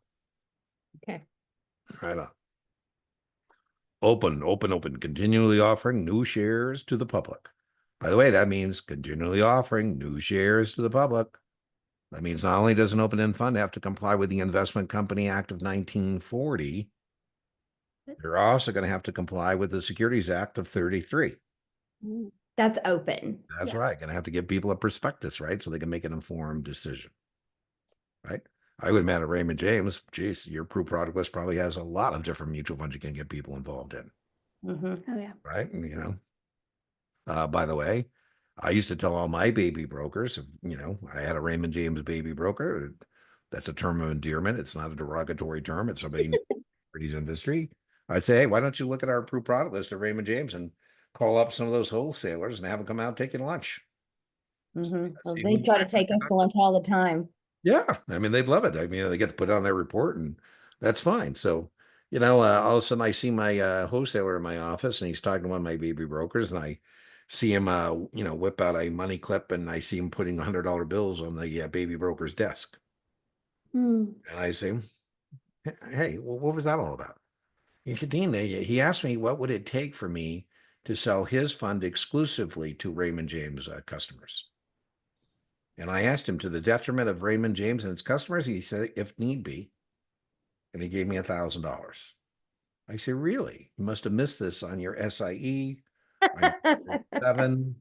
Feels a little illegal. The maximum gift or gratuity that an employee of one member firm can give to the employee of another member firm, here, the fund distributor to the baby broker Raymond James, is 100. right on. Good news, doesn't count normal deductible business activities, Which right? would So be like I could say the rooming baby broker, for I say, hey, travel. baby broker, why don't you invite your prospects and clients to a seminar this evening? I'll come talk about professional management, diversification, ease of ownership, all spring for the pizzas and the sodas. That could be Mhm. way north of $100, way quick, not a problem. Mhm. Doesn't cover swag, Right. binder advertising, coffee cups and cushions, We stadiums. had an event and we had to pay for it all, so that Did you? Well, I well, used to we love to check the box. expensive. I had my own firm, Emily, so it was nice when I went to conferences. I think, can you accept swag? And I'd say, oh, absolutely. Oh, yeah. Yeah. Give it to me. And then there's a lot of firms, your point, Emily, they're not allowed to accept anything, right? Yeah. But I had an umbrella, and I forgot that this guy who was the host had actually given it to me, and I was we're chatting it up. I go, man, look at this beautiful umbrella I got. I said, I'm not sure where I got it. And he goes, Dean, turn it around and look at what it says. He goes, I gave it to you. It says BlackRock. Yeah. Yeah. That was part of the swag. Hey, was it $100? Good umbrella. When investing in overseas markets and foreign securities, oh my goodness, why? I mean, Risk the questions. easiest way to do this would be through an American depository receipt. You would still have this same risk. So, Currency. good news or bad news, right? I'm making investments in Mexico, and right now my dollar gets me a little over 20 pesos. And so that's going to be something I'm going to be worried about, right? Right. Mm-hmm. Or now it goes to 10 pesos. The Mexican markets were tanking when President Trump was elected. Because they're saying, "Uh-oh, what's he Yeah. going to make us do, or try and make us do?" Currency risk and foreign securities, that is about That the always is the case, risk right? I actually feel confident in answering. ADRs, it's there too, by the way. So in ADR, you still have that risk as well, right? If you were conducting business in the foreign currency.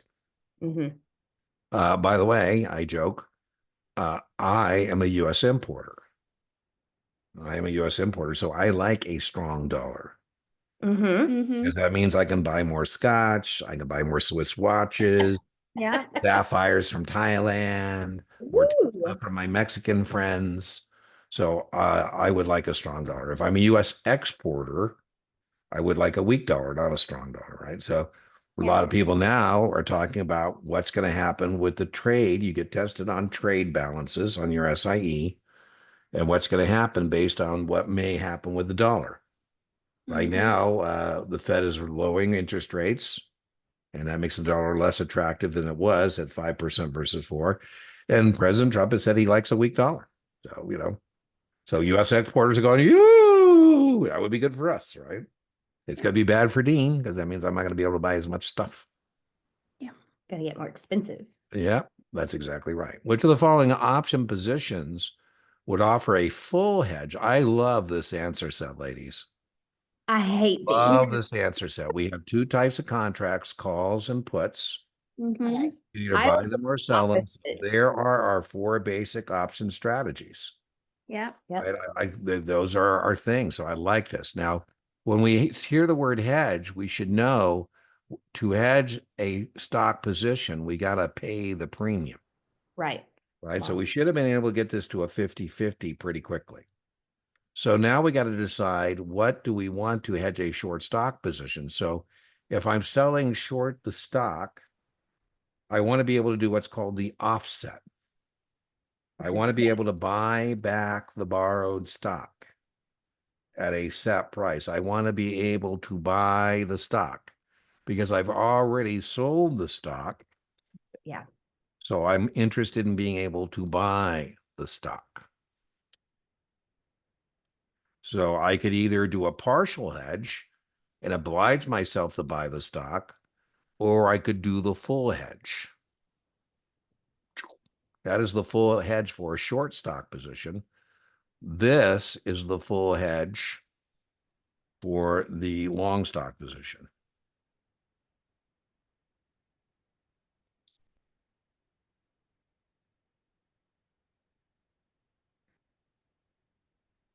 I like the answer set.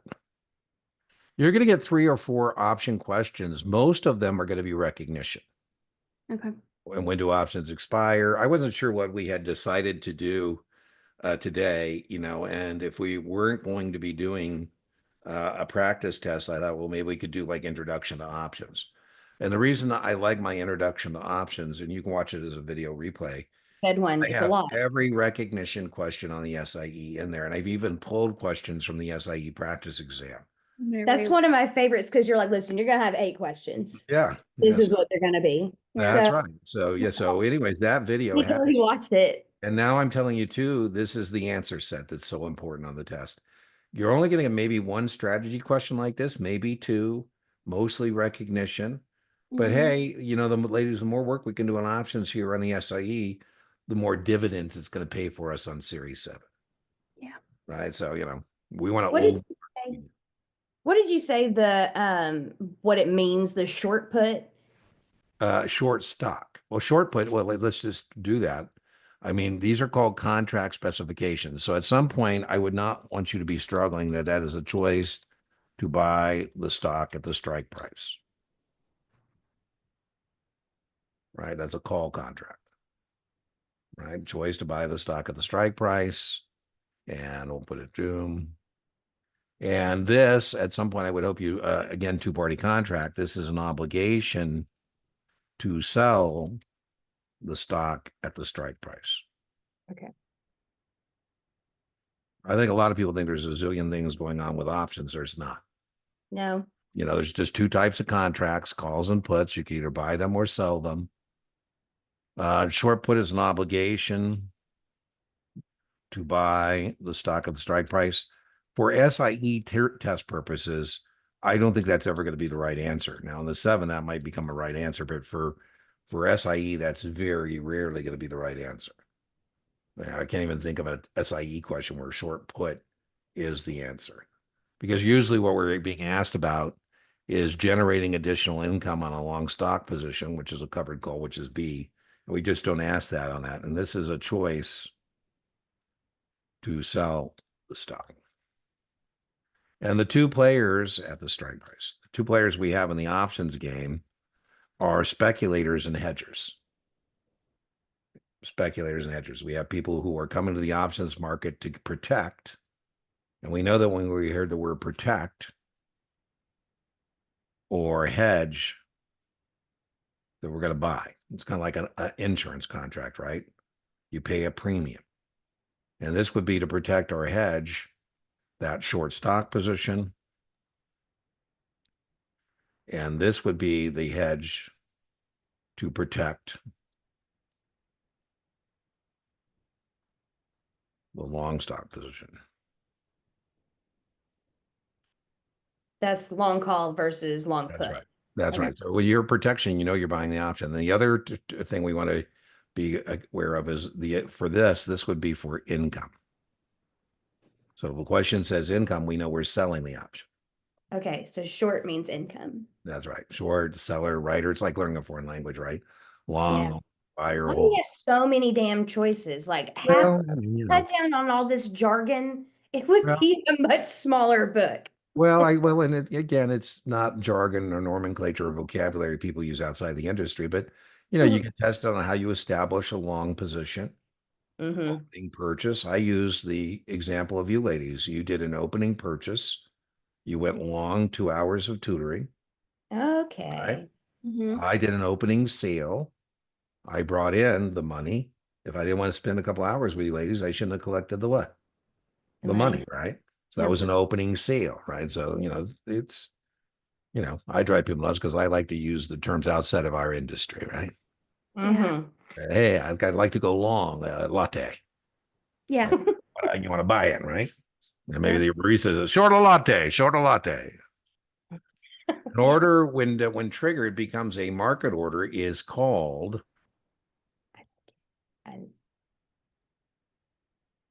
I don't want to answer to you. Look. An order, because these get me. This is my favorite. Yeah, so this is a suspended or contingent order. It doesn't become a live order until it trades at or through a particular price. I would say It B. doesn't become triggered or elected. I think it's A. No, it's a stop order. The number one use of a stop order is to stop loss. A stop a loss, right? Okay. Yeah. So I say, hey, listen, we're buying 1,000 shares at 60. With your permission, I'd like to place a sell stop at 37 or 57. I'd like to stop the losses at approximately $3,000. And he said, well, Dean, what happens if it never trades at or through 57? I said, it never becomes a live order. Okay. That's what that is, right? So it's a stop order. We call it a stop order because the number one use, there's other uses, is to stop a loss. Part of successful investing is letting your flowers bloom, but more important, pulling your weeds. And a stop order is an automatic weed puller. I say, listen, ladies, when are we going to agree this is a bad idea? Why don't we put in a sell stop to stop the loss? Why don't we put in a buy stop to stop the loss? Stop the bleeding. Stop the bleeding. Protect. Again, it's another risk Anything more. mitigation. I love it. The fancy word for that is another risk mitigation technique. Yeah. Risk mitigation, right? Who is responsible for meeting the desired returns of a defined contribution plan? Kind of a weird way to say it. Mhm. Whenever I think defined contribution, I always think of the one that most people are familiar with, which is a 401k. Right. And, I love that because if you think about that, then these questions become a little more transparent. Right. So you asked me, Dean, who's responsible for my 401k and getting the return on that? I say, you are on your own. Yep. The employee or employee. Yeah. So Yeah. in a defined contribution plan, the employee assumes the investment risk. I say, listen, we're going to match you dollar for dollar in the first as your employer, 3% or whatever, 6%. I would imagine Raymond James would have, because in our business, if you're in our business, usually we have pretty good benefits for our employees. I would imagine Raymond James has a pretty terrific 401k. And I wouldn't be surprised if they don't match you on some amount. And then they Yeah. say, okay, here's some funds you can invest in. Very few employers anymore, maybe some of these older banks, say we have a defined benefit plan where when you retire, we give you a percentage of your base pay and health care for the rest of your life. Very few employers do that anymore. Yeah. And Nope. there, the employer Uh-huh. investment risk, because we were talking about Boeing, but mom is retired and I take her down to senior center and she, hangs out with people that have old-fashioned defined benefit plans. Mhm. Yeah. And one of the guys was a retired Chrysler employee. And I said, man, I'm at Stellantis now. And I said, man, again, it's like Boeing, it's all these problems.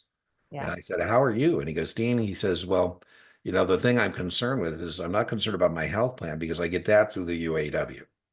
Mm. He said, but I am afraid that if these guys keep messing up at some point, and then I told him, well, good news, we do have a government agency called the Pension Benefit Guarantee Corporation that will take care of that, but probably, I don't know, 60 cents on the dollar, whatever the case may be. Right. Currency held by the public, who cares? This is a stupid ass question. Checking accounts, buying deposits, and money markets could best be described as, this I've is seen just this, stupid. but I do not Well, I can remember see this at all. I can see the pyramid. Yeah. Yeah, there you go. I like that. So you can see the visualization. Every time I see the damn pyramid, I just go, why? Yeah. There's no need for the cloud your mind on this. See the pyramid? What I you do get tested on, is tools of the Fed and how it affects the money supply, right? Mhm. Because the test concept is monetary policy, and too much money chasing too few goods is inflation, bad. Right. Too many goods and not enough money is called deflation, bad. And so the Fed is trying to make sure one of their missions is price stability or price equilibrium. It's And already what they do to make sure that we don't have too much money or too little money. That's the test question. right. Tools of the Fed and how it affects the money supply and interest rates. So when the Fed is selling government securities, which they're doing now, the money supply goes up and interest rates go down. Okay. And when the Fed buys government securities, the money supply goes up and interest rates go down, right? So when they sell, the money supply goes down and the interest rates go up. So it's what their tools do in terms of that money supply that's testable. So it's not, do you know what the money supply is in the definitions? It's, do you know the tools available to the Fed to affect the money supply, right? When we had 9% inflation, the Fed said, that's our job. We're going to dent demand. But I come from a world where the Fed is not to tell you what they're going to do. Jerome Powell said, I'm going to raise interest rates until I dent demand. Stop inflation. 3, Right. 4, 5, 6. And they said, okay, we've slowed it down. Yeah. Target of 2. So now I'm going to what? Lower those rates. Going to start lowering them. Right. By the way, another thing people are talking about is fiscal policy is government spending and taxation, very testable, controlled by the president and Congress. Mm. And people are saying that now that the president and the Congress are the same party, that fiscal policy will be different. And Yep. one of the things that President Trump has said is he doesn't like that monetary policy is independent. He Oh, that a private company right? deals with it. He thinks he should be able to yank Jerome Powell in there and say, "Hey, I Yeah. told you I want a weak dollar. Damn it, deliver a weak dollar." And Jerome Powell's job is to say, "Hey, you know, Maybe we keep it separate. I think. yeah, well, I kind of like it separate, but Well, I mean, it's kind of like thinking like for power of attorney, you've got a there health you go. one and a medical or a financial one. Yeah, And I like this next one. someone I have love it. control over your life and Well, your there money. you go. There you go. We used to not want control of your life to now we do. Right. Yeah, exactly. Maximum loss on a long call. I love this. You shouldn't be struggling that anytime you buy an option, I can just, worst case, say, hey, it's like buying a lottery ticket. Is this money you could afford to what? Lose. That's right. B, right? Mm-hmm. You buy a call, you buy a put, pretty easy to qualify you. Yep. A and B are break evens. Right. A and C are break evens. A is the break even for a put. Mm-hmm. C is a break even for a call. The only option position that has unlimited risk, very testable, is a short call. That's the only one. That's it. So, and that last answer set we saw, right? That's the only one that's very testable, by the way. If I 'Cause come in that your would office probably they at could Raymond James, I say, hey, I want to lose so much money that you in advance can't tell me how much. So, Dean, there's very few things that can do that to you. I'm just going back to this answer set. I love that answer set. So there the answer would be B. If I said, which of the following would subject an investor to unlimited risk, it would be B, shorting that call, unless you actually own the underlying, which is called a covered call. So we have two types of calls. We have covered calls and uncovered calls. I joke, if you're outside the privacy of your own home naked, or good things or bad things likely to happen, bad things. In fact, we might say, why don't you cover yourself? Right? Your customer invests in a mutual fund that has a contingent deferred sales charge. These are called B shares. And B shares, we have to be real careful with. Because, it's kind of like I joke here. It's like I go into a nightclub and they say, Dean, there's no cover and there's free valet parking. I go, wonderful. And then I go to get my car and they say, Dean, there's a $40 exit fee. Mm-hmm. I said, well, I thought you told me there was no load or no cover charge. You go, yeah, if you go back in there and have another bottle service, we'll waive it for you. So Right. first test question is B share is only going to be appropriate for somebody who has a long-term time horizon. Because in other words, if they don't meet that load is going to be charged back into them, and it could end up being accidentally the most expensive proposition. So, the casino says to me, hey, Dean, we're going to give you a week free, and you've got to gamble X number of dollars. I say, you know what? I'll just pay for my hotel room. Mm-hmm. And I've done that in the past where I say, listen, I don't want the hotel room comped. And they look at me incredulous, like, what do you mean you don't want it comped? I go, I don't like this idea. I got to go out there and spend X number of dollars. I'd rather just keep that separate. Mm-hmm. I can come and go as I'd like, and I don't have to use the card that tells you what I'm betting, and want to remain anonymous, right? So if it gets at 5 and declines over holder period, the investors like it, well, I gave it away, I guess. The B shares, right? Yeah. The A shares are for somebody who has a long-term time horizon Mm-hmm. and a large amount to invest because they may qualify That's A. for a reduced sales charge. That's the A. That's the front end load because those are the ones that have the breakpoints. I don't know if any mutual fund company that still offers B shares and C shares because it's just too confusing. Now, no load fund would be like our friends at Vanguard. Right. Vanguard, it would be the NAV plus the sales charge equals the pop. And if this is Vanguard, it would be the NAV plus 0. Right. Right. So this would be, 915 You paid up front. plus 0, right? That's a Mhm. no load fund. My question to you ladies is, can a no load fund like Vanguard have a promotional expense, a 12B1 fee Mhm. Mm-hmm. to promote their funds, advertising, marketing, and that kind of thing, and still refer to themselves as a no load fund? Yes, as long as it's below 0.25. Excellent. Yeah. Excellent. If you go past 0.25, Quarter fund. then Yep. you can't call yourself a no load fund. Okay, so let's see if you can run the table. I've been trying to get Kaplan to license Jeopardy for corporate training purposes, what you can do. And I thought it'd be fun if, then all the test takers who wanted to could go play like SIE Jeopardy. I'll take no load funds for 1,000. Yeah. Mhm. Then we'd have like some booby prize at the end, right? So, Emily has, she showed me Quizlet oh, and Quizlet, there you go. walking to pick up lunch one day, and she Yeah. reads, it's like, what? She goes, oh, I read the answer first. I like Quizlet. The only thing, I'm just old school. I like making my own flashcards. That being said, Yeah. there are some great resources there, but you are depending on who somebody else thought was an important thing to make a flashcard for, right? So Yeah. Yeah, I'm a flashcarder too. Like, yeah, what yeah. page I Oh, hand then it I got to be to. careful. I've had people who are too flashcard obsessed. I mean, my God, they show me their camera and they got piles of flashcards all over the place. Well, there you go. There you go. Yeah. So I like yours a little big. I like a 4x6 is my perfect Oh size. yeah, we got the massive ones. Yeah. Okay, so we're in this category, and Emily correctly said 0.25. What is the max over life we could go? So once we go past 2.5, we can't call ourselves a no load fund, but we can certainly go past 0.25. Mm-hmm. What would be our 8.5. max? What's that? 8.5%. 0.75%, 0.75. Oh, Right? 0.75. Oh, for B and C. Yeah, yeah. For if you want to go past 1/4, you can. You just can't call yourself a no load, and you can no circumstance go past 3/4. Okay. By the way, that 12B1 you got is on the test, right? That's just a recognition flashcard question. Well, the three styles of questions, you get a recognition, practical application, and judgment. And we can't be giving up recognition questions.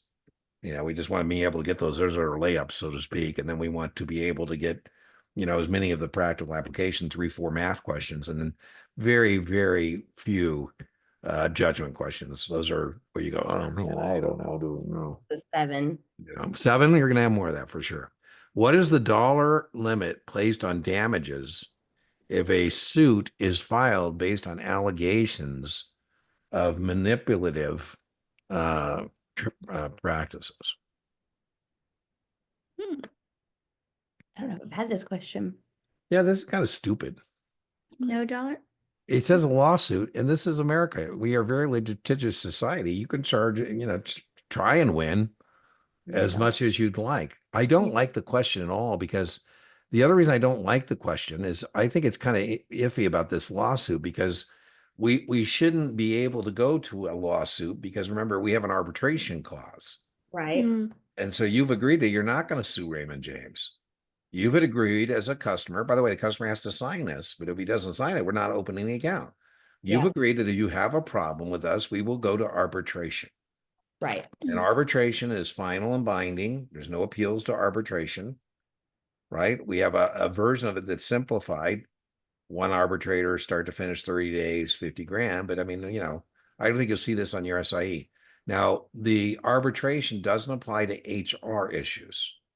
So when you signed your U4, also agreed that if you have a dispute with Raymond James, you too will be bound by arbitration, with the exception of if your dispute with Raymond James is an HR issue, age discrimination, sexual harassment, Right. Has nothing to do with the securities. That's exactly right. All the following are exempt issuers except.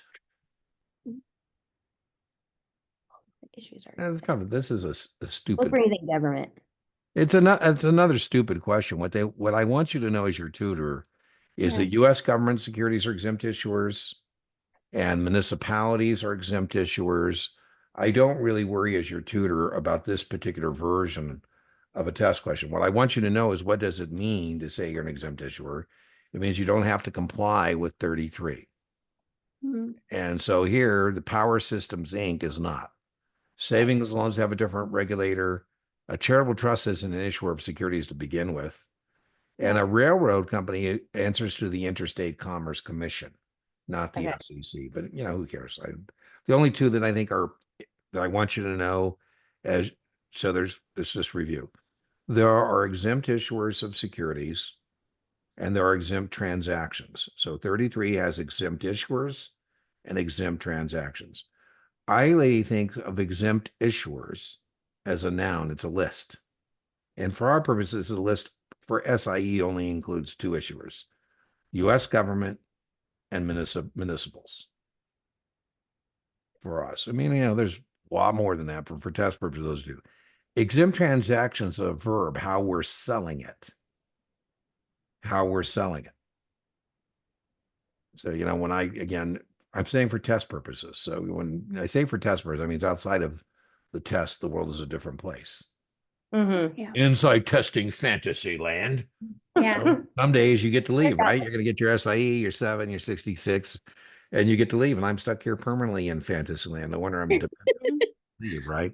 But on these exempt transactions, it's a vocabulary thing again. So when I hear non-exempt issuer, I think in my own mind, what that means is a corporate issuer, corporate security. So our non-exempt issuer or non-exempt security, so I gave you an example of like Del Taco, for example. Mm-hmm. They're not exempt. So if I'm selling brand new securities to the public, I'm going to have to comply with 33, right? So here, when I think of this, I'm thinking, okay, well, what are exempt transactions? This isn't the U.S. government, it's not a municipality. And what we mean by that is how it's sold. It's a verb. And this is very testable. So if we don't want to comply with 33, we do have some safe harbors under 33. Safe harbors meaning, this is the way you can do it without getting in trouble.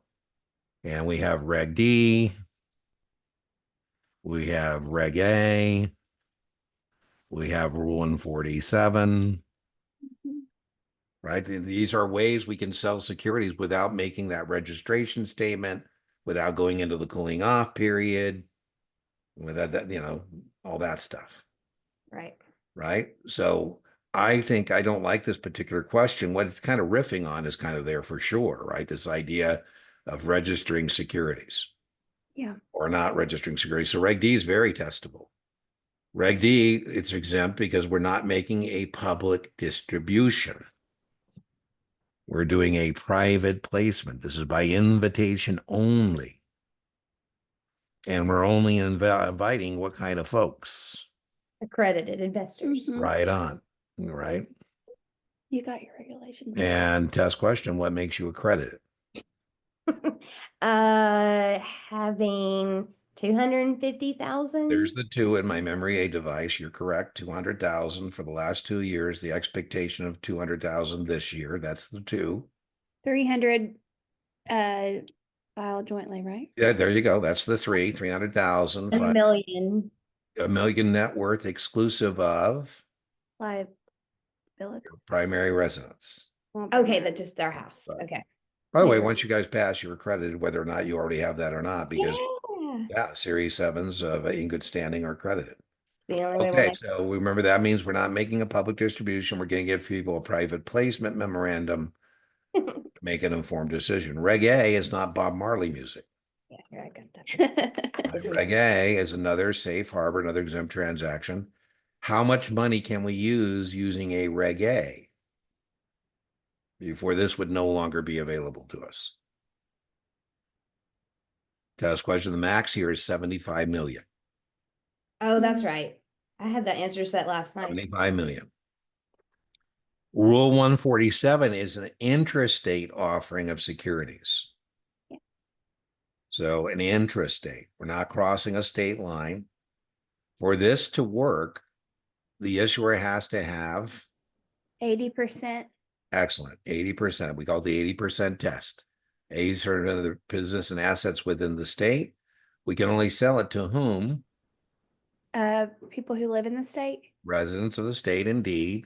After 6 months, a resident could sell it to someone else. Right. On the Right. secondary market. That's right. Good job. So that question is kind of stupid. DHI Equity Fund has a public offering price. I like this. Oh no. of 30 and an NAV of 28.20. So there's two scenarios, ladies, that show up on the test. One is this one: when given the NAV and the public offering price, determine the percentage sales charge. That's this scenario. Now, we better not come up with more than 8.5, because test question, 8.5 is the legal limit. So how do we do this? We take the public offering price, which in this case is $30. We minus the NAV, because we got to determine the sales charge. Mhm. And so when we do this, we find out that the sales charge here is $1.80. You just subtract. Mhm. That's right. So that's our first thing we got to do, is we got to know the sales charge. Then you divide it by the POP. Right on. That's exactly what we're going to do. So, by the way, if you can't decide what to do on the test, I Divide. always say divide. And if you can't decide what to divide, take the first number and divide it by the second number. That's what I told her after watching one of your things. Yeah. And I was like, he basically just said to divide when you're not Yeah, sure. we were not sure. I'd be doing a service to cover every key on the calculators of the divide key. I have my 4 answers. I usually just keep trying things until one of them. Well, that works with the that. It answer. does. I mean, I call it process of elimination. I sometimes do dead reckoning. Dead reckoning, the way I refer to dead reckoning on the math, is sometimes I just shop the answer set and say, gee, what number looks close, or what number looks different? And so I'm taking the $1.80 here. By the way, I didn't do that with my calculator, and every time I don't, I mess up. So I'm just going to confirm my math. 28 minus 20. Indeed, that's $1.80. Divide by 30. I get 6%. Is that what you ladies got? Mm-hmm. Mhm. Very testable. Better not be more than 8.5. If we did this math,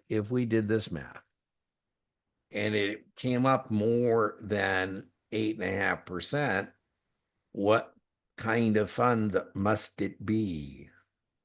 Shoot. A UIT? No. A closed-end fund, Oh, it's Okay. in fun. All right? right. Because a closed-end fund could be trading at a premium of more than 8.5% of the NAV. But that wouldn't be a sales charge in that circumstance. Right? I would definitely know 8.5 is the max. Okay. Definitely know that 8.5% is the most you could charge. Unless it's a closed-end fund. Yeah, closed-end funds, there's no sales charge. It's like a commission buying a stock.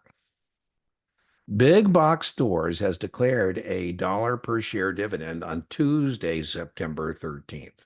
Oh, great. So the declared date is set by the board of directors. The dividend will be held to shareholders as of record. So they're saying they're going to look on your shareholder list on Tuesday, September 27th. And if you're on the shareholder list on that day, you get this dividend. And again, that is set by the board of directors. It will be delivered to shareholders. That's called the payable date. Who cares? Right. Oh, looks like I accidentally gave it away again.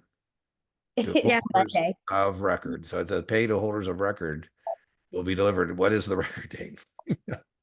Okay, well, I accidentally gave it away. What I thought it was going to set up and ask us about is what is the X date? Oh, that's what I was answering. So That that's was what, yeah, well, the X date would have been the same answer. The X date is the same as the record date. when is that? In what case? Because there's somewhere it's Oh. not.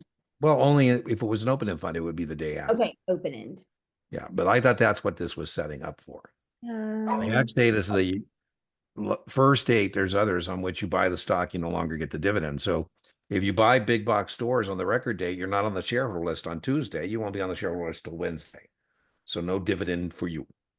Right. Right. That's what X means, right? I said, you have an X spouse. That means you're no longer trading with your spouse attached. Right. I said, when was the last date you were married? That's the day before the X, right? Mm-hmm. First date you were single. That's the day after the divorce, right? So the X date for secondary trading, Kaylee, for secondary trading is the same. Remember, open-end funds don't trade in the secondary market. They actually know who their shareholders are at any given moment.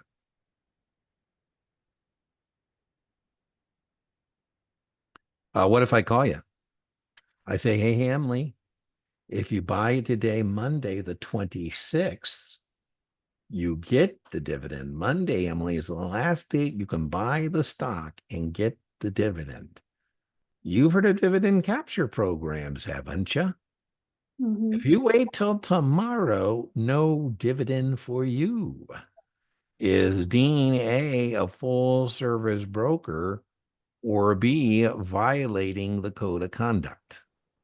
Violating the code of conduct. Yeah. Emily says, well, Dean, isn't it going down by the amount of the dividend? I mean, if the stock is paying $1 dividend and it closes at 30, shouldn't it open up at like 29? And so wouldn't that, Dean, just be creating for me an unnecessary tax situation?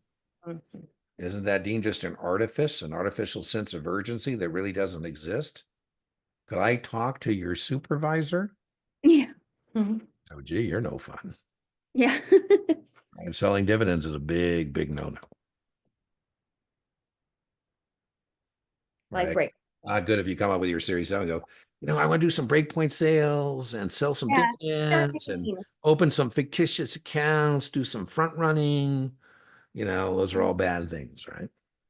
By the way, the code of conduct is the ethical behavior that we owe customers, right? So whether I can articulate, ask them about the code of conduct. They don't follow it here. I think you're not doing ethical business practices. Right. Which of the following, I kind of like this one. Let's see if we get this based on our previous discussion. Which of the following have a fixed portfolio of professionally selected assets? Hey. Yeah, we said this is a unit investment trust, right? The other ones have portfolios. Open-end is being managed. Securities are being bought and sold. Closed-end is being bought and sold. Securities in there. Portfolio will be Funds. So yeah, it's the UIT.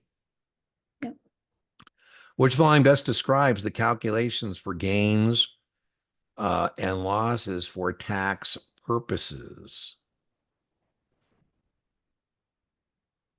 Mhm.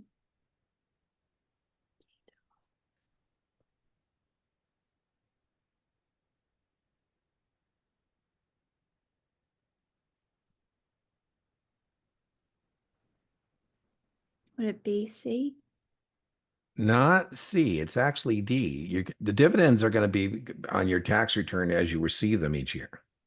Yep. So cost basis is simply when you turn the money into the investment. That's Mhm. cost basis. Sales proceeds is when you then realize the gain or loss. Right? So I'm going to take my proceeds minus my cost base. All right? Sales proceeds minus cost basis. That will determine my gain or loss.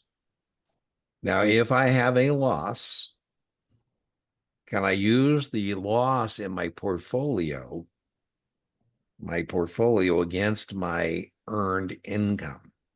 Up to 3,000. Excellent. Right. It's just a recognition question. So if I made 90, I can say I made 87. Right. If I lost more than that, then I carry that forward. Right. A hypothecation agreement would best be described as.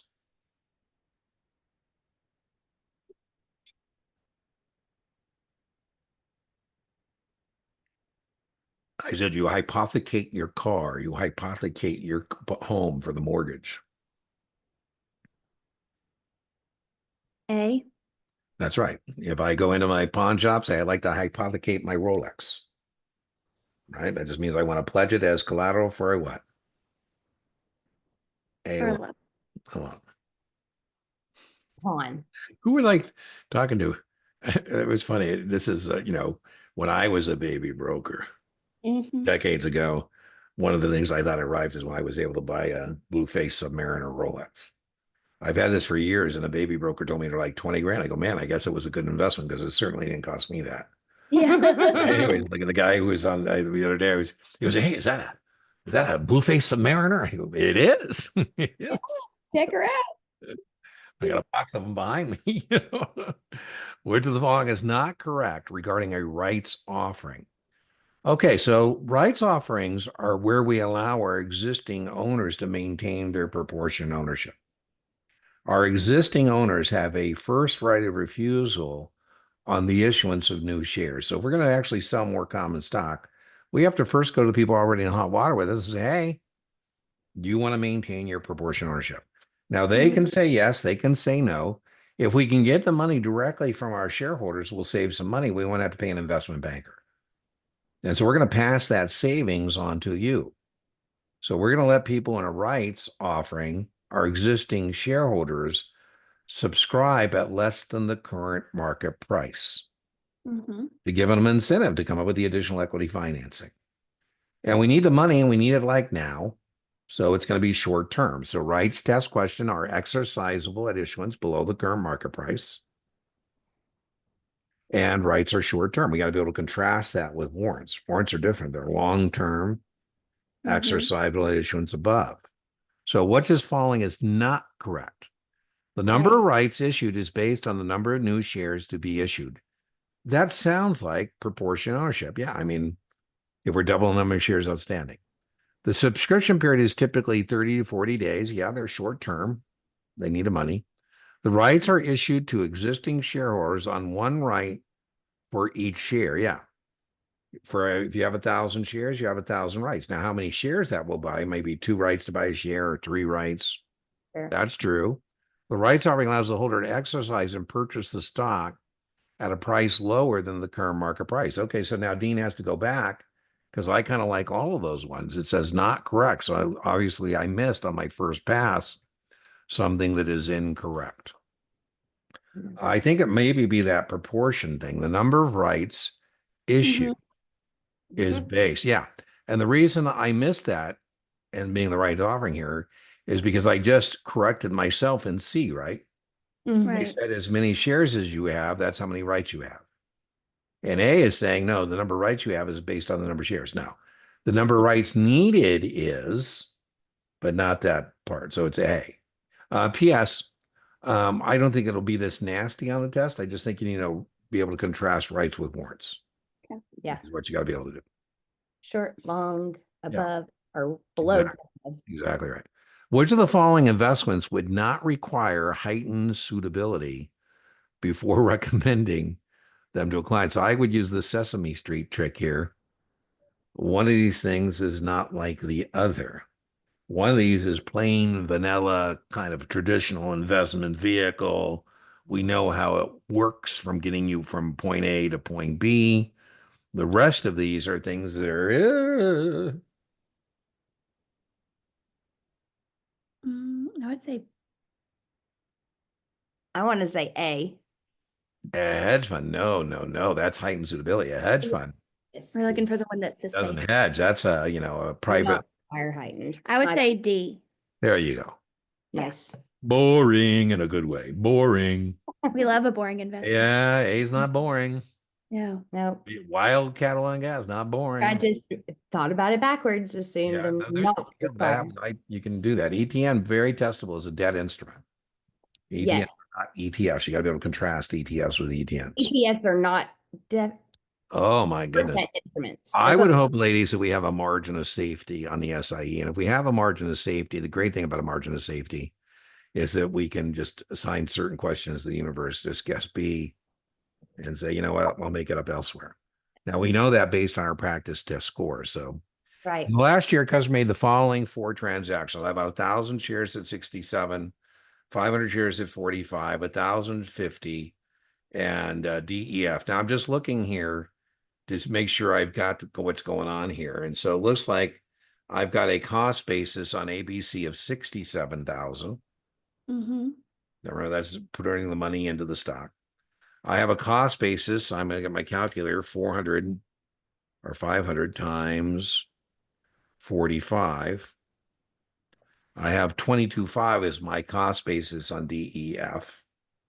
Okay, now I have my sales proceeds. So my sales proceeds for ABC is 50,000. So I got a $17,000 loss there. Isn't it? Mm-hmm. You see how I did that? I just netted the two numbers here. I took the 67,000, 50,000. And then I sold 500 shares at 55. Looks like I've got a gain there. So 500 times 55 is 27.5. Mm-hmm. What I usually do is on my scratch paper, I just put that somewhere. 27.5 is my sales proceeds. It looks like I got a gain there. So let's see. And then my 500 times 45 I don't think you'll have to do this on the test, but that's 22.5. So I made 5,000 there. So now I'm going to put that there. Mhm. And so it looks like when this is said and done, by the way, on the test, this would be Emily's recognition question. Mhm. All right. So it's not so much can I do this arithmetic, but I have a $12,000 loss that I would like to use against my earned income, but I can't, right?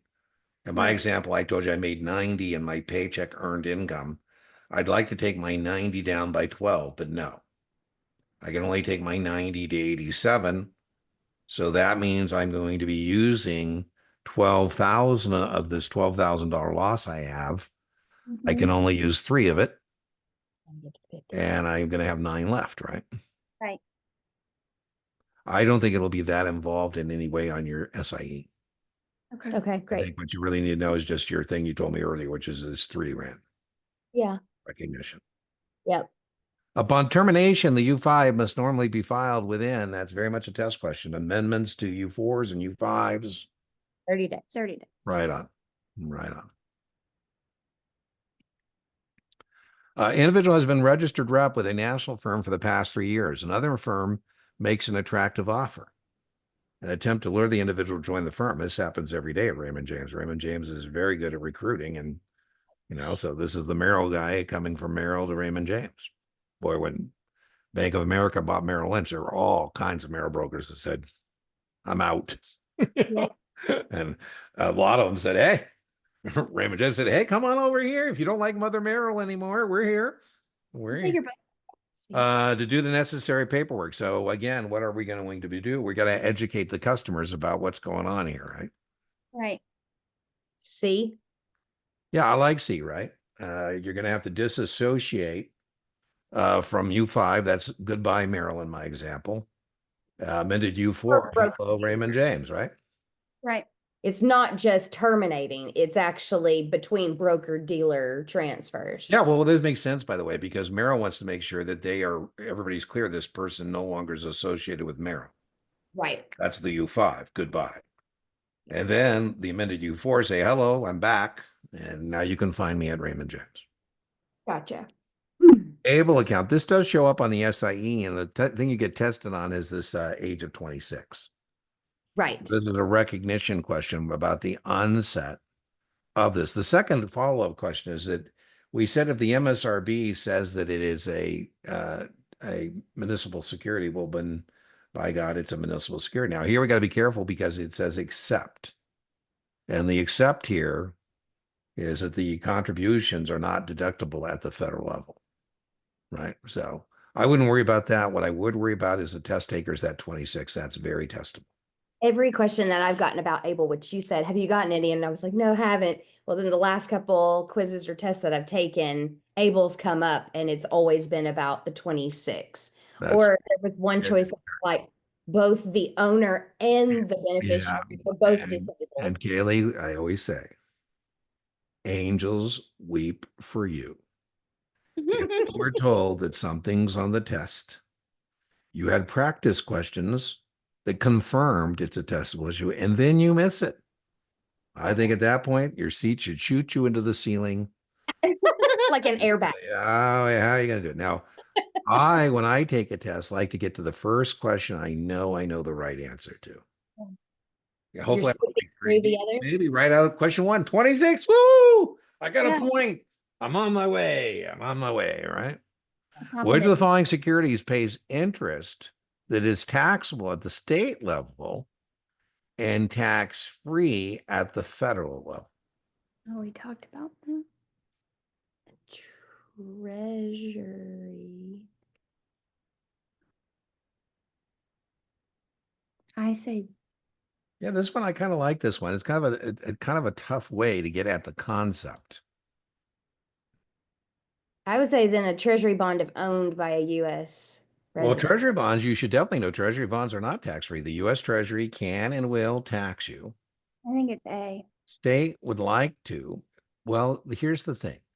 Yeah. Early on in American history, there was a national bank authorized by Congress. And there was a bank branch manager of that bank named McCullough. And the state of Maryland went to him and said, you know, you owe $10 million in the state income tax. And he said, I think it's debatable whether you can tax the federal government in the conduct of its business. They sent the National Guard into the vault and yanked $10 million out of the vault. In a very famous Supreme Court case, McCullough versus Maryland, he'd like his $10 million back. Chief Justice John Marshall said the ability to tax is the ability to destroy. We can't have you states interfering with us in the conduct of our business. But if you don't bother us, we won't bother you. You leave us alone, we'll leave you alone. That's called reciprocity or reciprocal immunity. And it applies to why muni bonds are taxable at the state level if you're not a resident, because reciprocity doesn't apply state to state. It only applies in relationship to the federal government, to the state. And so you will not be taxed on muni bonds federally, Emily. But if I'm a resident of California and I buy a Nevada bond, California can and will tax me. Oh, So reciprocity only applies to the state, to the Fed, not the other way. The states would like to tax me on a treasury bond, but can't. Okay. Reciprocity. The U.S. Treasury can and does. Let's get to Puerto Rico. Puerto Rico is a territory of the United States government. The U.S. Treasury could tax you in Puerto Rican muni bonds, but doesn't. States would like to, but can't. If anybody wants Puerto Rico to vote to be a state, it's the other states. So they could do that. 33, reciprocity. If the U.S. government says they don't have to comply with 33, well, then states say, well, if you don't have to, what? I don't have to. Yeah, ERISA. The U.S. government doesn't have to comply with the Employee Retirement Income Security Act. Once they say they don't have to comply, what do states say? If you don't have to, what? We don't have to. We don't have to. So that concept's called reciprocity or reciprocal. So the answer is D. So I told you, I like what the question's getting at. I think it's kind of a weird way to get at it. But what this is about is suitability. I got to make sure I recommend the right muni bond for you. So I said, where are you a resident of, right? You say, Dean, I say, listen, I know you have this major windfall. I'd like to create a muni bond portfolio, $100 million. We're going to buy states, California, political subdivisions, California. California could tax us, chooses not to. And the federal government can't. And so that would have been double tax free. He said, well, Dean, I'm moving to New York City. I said, well, I'm so glad you told me this. New York City has a city income tax and New York State has an income tax. And if I sell you a bunch of California muni bonds, they're going to tax you on that. So it's important to know where you're a resident, what kind of bond you're going to purchase, right? A customer sells an 8% corporate bond for 102. They purchased the bond 1 year ago. What is the total return of the position? So total return is what I make from the income stream. So I made $80 in annual interest plus or minus price appreciation.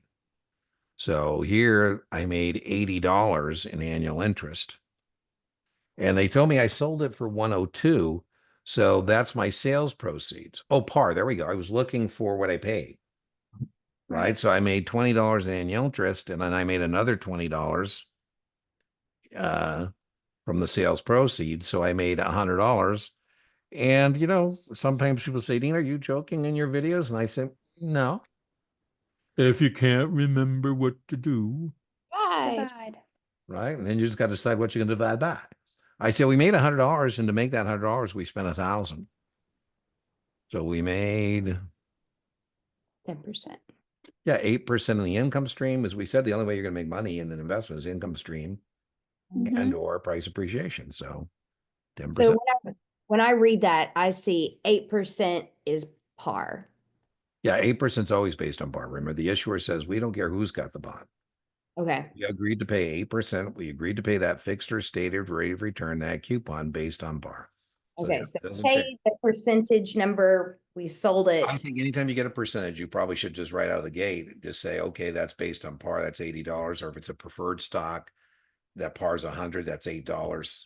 I Right. just think that's something I would just do in the normal course of attacking a question. Yeah. Yep. That's kind of what I've been doing with pulling and labeling. This is what each number represents. Yeah. What happened to interest rates since this bond was issued? Gotcha. What happened to interest rates since this bond was issued? They went up. Eh. Wait, No, bond for, oh, because the bond went up, that means it went down, inverse. And that's why you made $20. right? Because after you bought the bonds, interest rates went down, causing your bond to go up. What kind of relationship is that? Inverse. Inverse. An investor holding a 4.5% callable bond is called away by the issuer when interest rates fall to 3.5%. This is an example of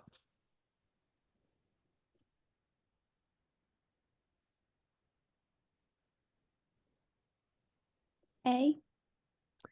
interest rate risk, which can lead to financial risk. All risk. Yeah, call risk. It's the risk that you may not get to hold the bond to maturity. Yeah. Mm. So I 'Cause call you you, I have say, to Emily, you think know that that they're gonna take 4.5% bond you own? You go, God, Dean, I love that 4.5% bond. Brand new bonds are only paying 3.5. Mine Yeah. pays 4.5. I Yeah. go, yeah, like Emily, but savings the bonds. bonds, Emily, have passed the call protection period. Mm. The issuer said they wouldn't call the bond for 5 years from issuance, and it's 5 years has come and gone. And they said they could call it at, whatever, par or 101. And you say, well, I'm not turning it in. I go, well, fine, don't turn it in, but they're not going to pay you any more interest. Yeah. Like a savings Hey, bond. but Dean, just give me another 4.5. I say, well, Emily, you're a little confused. The whole point of why you're getting called is there is no more 4.5s. So Yeah. you're going to have to invest at today's rate of 3.5. That Mm. sucks. What's that called? That's called reinvestment risk. Yeah. We were just talking about treasuries. I'm dating myself, but in the 80s, when Paul Volcker took over and started raising interest rates, in the 86, 87, you could buy a 30-year treasury paying 18%. Whew. So 97, 10 years, 2007, 20 years, not callable. You don't have call risk in treasuries. 2017, the bond matures. And you say, Dean, give me another 18% treasury bond. Yeah. I go, well, I don't know where you've been. But you can't do Not that. there. Yeah. For non-listed non-NASDAQ securities, a prospectus must be provided to all who purchase the securities or an additional public offering for how many days from the effective date. This is just a answer set on your SIE, and the answer will depend on what type of security it is. If it's this security, it's going to be 40 days. If it was an IPO, it would be 90 days. 90 days is 90. And then the other set of numbers, there's 40, 90, and yeah, then 25 days is for a follow-on of a NASDAQ. So I don't like this answer said, Kaplan's going to be a jerk. Well, maybe not, because they didn't give you other ones. My answer, the real answer set on the test would be 0, 25, 40, 90. yeah, Mm. those are the Right. numbers that I That's right. recognize. That's right. And 0 would be for a follow-on of a NASDAQ New York stock follow-on. Right? 90 days would be for a blank check company or a SPAC, we call it. And then 25 days would be for the IPO of a NASDAQ, and 40 would be the follow-on. I've got that chart somewhere. I'm going to put it. Yeah, it's just recognition. Yeah. All the following are benefits of a traditional IRA, except. So 3 of these things are good things. 1 of these things is a bad thing.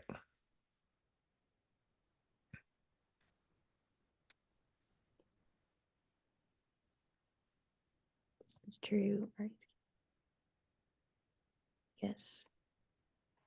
Tax deduction. Or not true thing, I should say. See? You say earnings accumulated tax deferred basis. No, that's good. Oh, yeah, that's true. That's a good thing. That's B. Earnings accumulate. No, that's a good thing. And the bad thing here is there's a required minimum distribution at 73. Oh, the no penalty. Yeah. Yeah. So it's the RMD thing they're getting at. What IRA doesn't have an IRA RMD? Roth. Right on. Very testable, right? So you'll get at least one question that He's contrasts. got R&Ds down. Yeah, Yeah. but except for I there. know bank side, so it's a Well, there little you go. There you go. Yeah. But remember, you're taking the test together. No Right. joke. You don't get to Well, take it. We wish. That'd be could- fun. You could sign up and go, hey, She stores half the information, I have the other half, and I so do think it's nice when you only can take have one test. I do think it's nice if you can have a study buddy. Because Oh, when you have a study buddy, I joke that if you can't explain it to your study buddy, you probably don't know it well enough. And I yeah, think it helps with motivation to know that there's someone in a similar situation as you. Sometimes when you're on your own, it's like, it's kind of like, is anybody else doing this? All of my statements are true, except.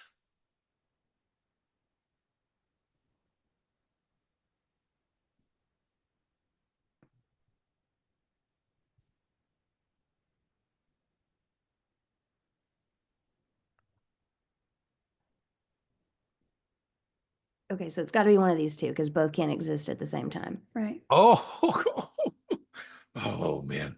Some people do watch and listen to me. Oh, Yeah. I watch, Oh listen, write it down, and man. watch it again. I love it. I love it.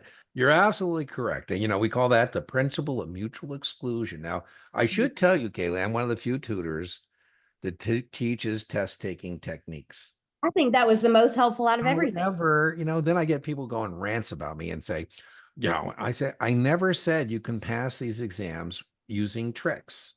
Right. Yeah. What I've said is that if we can become a better test taker, because Yeah. good test takers intuitively know these tricks already. Yeah. And so I love it. You're absolutely correct. You're on the right track. It's either A or B just based on that. You mean B or D? Or B or D. Well, either one. There's a couple that are mutually exclusive, right? I think A and it's B is mutually exclusive. And now look at this. You got the double mutual exclusion, right? A and B can't be true in the same universe. B and D can't be true in the same universe. And so B is the common one out. Yeah. Right? So open-end funds are only allowed to issue common stock. Be careful what I just said. I did not say open-end funds can't own Yeah. bonds. I said they can't issue bonds. Open-end funds can't issue preferred stock. I didn't say they can't own it. They can. They can't issue it. Closed-end funds are allowed to issue both preferred stock and bonds. Right? So the closed-end fund has a broader investor mandate. Joshua, I register up, calls a prospect at 7 p.m. only to be told the prospect's in a different time zone where it's 10. That's stupid, but testable. It's where the phone is ringing that's going to get you in Wish trouble. I had all kinds of questions like this. There you go. So which one of these? This one. Violated. By the way, you could also get it with the Sesame Street trick. One of Yeah. these things is not like the other. Yeah. When you have one that says no problem, no problem, no problem, problem, Problem. Yeah. that kind of joke. Yeah. Don't tell Raymond James I said this, but It's like sometimes, when we take our ethics yeah, annual thing and it's like, just don't pick the stupid answer. that's right. It's true. And I joke Yeah. sometimes we call the compliance department the sales prevention department. Yeah. Don't make any calls. Prevention department. Yeah. ABC Growth Fund has a reported average net assets of 120 million and expenses of 1.44. What is the fund's expense ratio? So, how much of the bananas are getting eaten by the monkeys, right? It's not the only thing we're concerned with, but it is a measure of comparison, right? When I give money to a charity, sometimes I like to know what is the expense ratio? How much is the charity actually spending, raising money instead of, doing what they're supposed to be doing?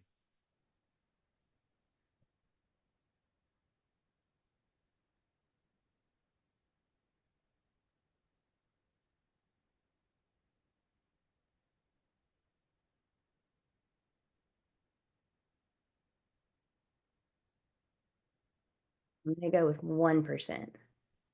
Well, here I always usually tell you to take the first number divided by the second number, but they've been kind of jerky. I think it's going to be 8. Yeah, it's 1.44.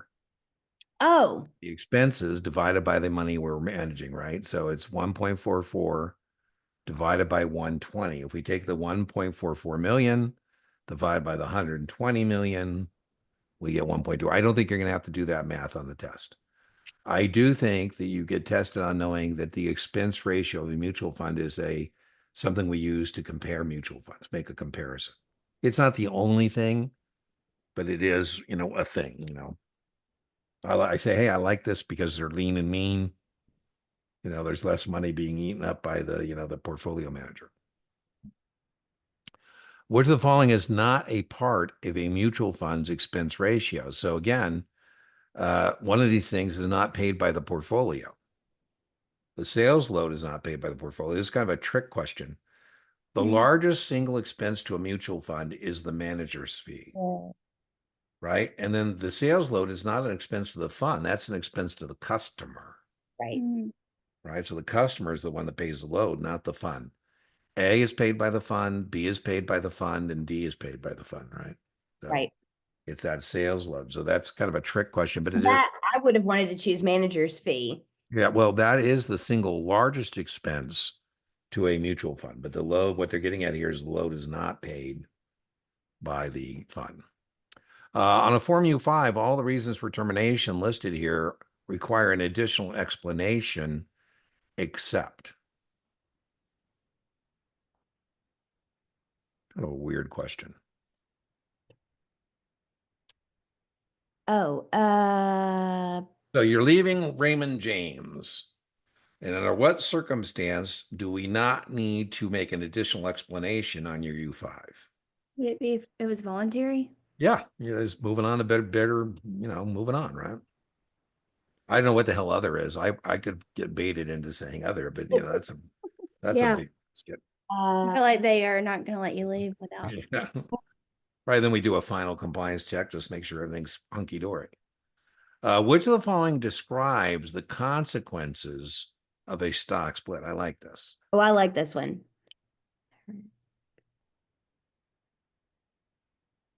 One. Number So you like one, that's called a forward split. You're correct. and 3. Nope. 4. Yours goes down, the price goes up. That's Yeah. a reverse split. Right. So the Oh, we purpose just have paper at the testing center. yeah, they do. The purpose of number 1 is to get the share price down. Mhm. And the purpose of number 4 is get the share price up. I always think about that example you give about, a company wanting to give stock dividends, but they don't want to give you like 0.25. Yeah, of a exactly. I share. told you, I just thought this was kind of cool. I usually think of stock splits as being a marketing gimmick, but I thought it was a pretty good explanation. Chipotle was going to give stock and Chipotle to their, I don't know what you call Chipotle people. I don't think they're baristas or whatever, but and they said their stock price was like $500 a share. And so if you participated in the ESOP plan, you get like 0.25. And they thought that wasn't as motivating as to tell you get like 1.1 shares. Right. And so they did I think it was like a 50 for 1 split. Woo, but I thought that was 1 to pretty cool. 50? It was, I think, 50 for 1. So for every 1 share of Chipotle, you got like 50. By the way, that brought the price way down. Way down. So Yeah. but I thought the explanation was a good one. I thought, well, if I were, I'm not a Chipotle shareholder, but if I was, okay, yeah, why not give some stock to the people that work there, By the way, we get diluted. Right. Howard Schultz, I was reading how his venture capitalists were really upset with him because when he did the IPO, before he did the IPO of Starbucks, he wanted to give the baristas stock in Starbucks for free. And his venture capitalist said, well, wait a minute, then we get diluted. So I think what happened at Facebook. Well, yeah, same thing, right? So this Yeah, is social network. what if the following is not correct regarding a rights offering? Not correct. Looks like we got 2 of these things. Mhm. This one, I think, is actually more testable. And again, Kaylee, A and D are mutually exclusive. Mm-hmm. So if they're mutually exclusive, one of them's true, one of them's false. Yep. Woo-hoo. Yeah, remember that's not true, right? You get it at a lower price. The customer owns a callable bond currently trading 935. All right. So again, we make our teeter-totter. Boom. That represents a bond at par. And then it tells us the bond is at a discount. And so now we make our bond. Where does it tell us that we're at a discount? Just so. Good question. Good question. It says 935, and you should know that 935 is less than par, and that is a discounted price. Gotcha. thousands are on the bonds. That's right. So now we know this is at a discount, Okay. and we know this is the nominal yield. Mm-hmm. And now we're just going to fill in our teeter-totter. And we know the current yield is going to be in here. And we know the yield to maturity. You ladies know what the fancy word for yield to maturity is? Basis Oh yeah. is the fancy word for that. And I love the teeter-totter because now we just go through these and we look for the one that is right. Current yield is lower than the yield to maturity. Current yield is lower than the yield to maturity. I think indeed that looks to be correct. Let's look at some of our other choices before we squeeze the trigger. But yeah, it looks like that would be correct if this is a bond. All the other ones, they would have to have been a. Yeah, let's say yield to maturity is higher than yield to call. Nope. Coupon rate is higher. Nope. Current yield is higher than yield to call. Nope. There we go. Hey, Oh, and one of these things is not like the other. there you go. There you go. P.S. Why is the bond trading at a discount? Because since the bond was issued, what's happened to interest rates? Why is this? It's gone up, right? So interest rates have gone up. Discount. By the way, here you would buy the bond not based on the yield to call because that's not likely. You'd be buying the bond based on where you think that yield is attractive. Right. That's the more likely number that will happen. That's right. That's right. All right. Let's see. 64. Whoop, skip. I don't want to skip. Oh, it just We had had the same question. No, I think I didn't hit the button. Oh, I was like, That was me. I think I didn't hit the button. It said skip. And I said, what? I know. I don't want to skip. Unaffiliated person owns 3% of an issuer's common stock. The person will be considered a control person. They like this. Husbands and wives on the test are always considered to be acting. this. So what's the point of getting married if you're not going to act in concert, right? So whenever they say there's a husband and wife, you're supposed to combine them. So non-affiliated 3, if the spouse owns, you got to go past 10, right? So what would put you past 10? Oh, it's gonna be 8. Yeah. And now they're going to be subject to Rule 144, right? So the lower person gets all the perks because the other one had enough to put them over 10. Yeah, non-affiliated, the person would become, if their spouse, your immediate family is considered to be subject to this, right? So I always use Larry Ellison. Larry has 2 kids, Meg Ellison, Annapurna Pictures in Hollywood, and David Ellison, who is Skydance. They both are making movies. I would imagine a lot of their financing comes from daddy. The question is Meg Ellison and David Ellison as kids of Larry subject to Rule 144? They certainly are. Right? They're just not going to be allowed to dump Oracle stock. Right? They got Oracle stock probably in their trust I would be guess, But Skydance was taking over Paramount and CBS. Every article about David Ellison and Skydance but comma, son of Larry Ellison. yeah. And I think that's kind of a hint to everybody. He's got the financing.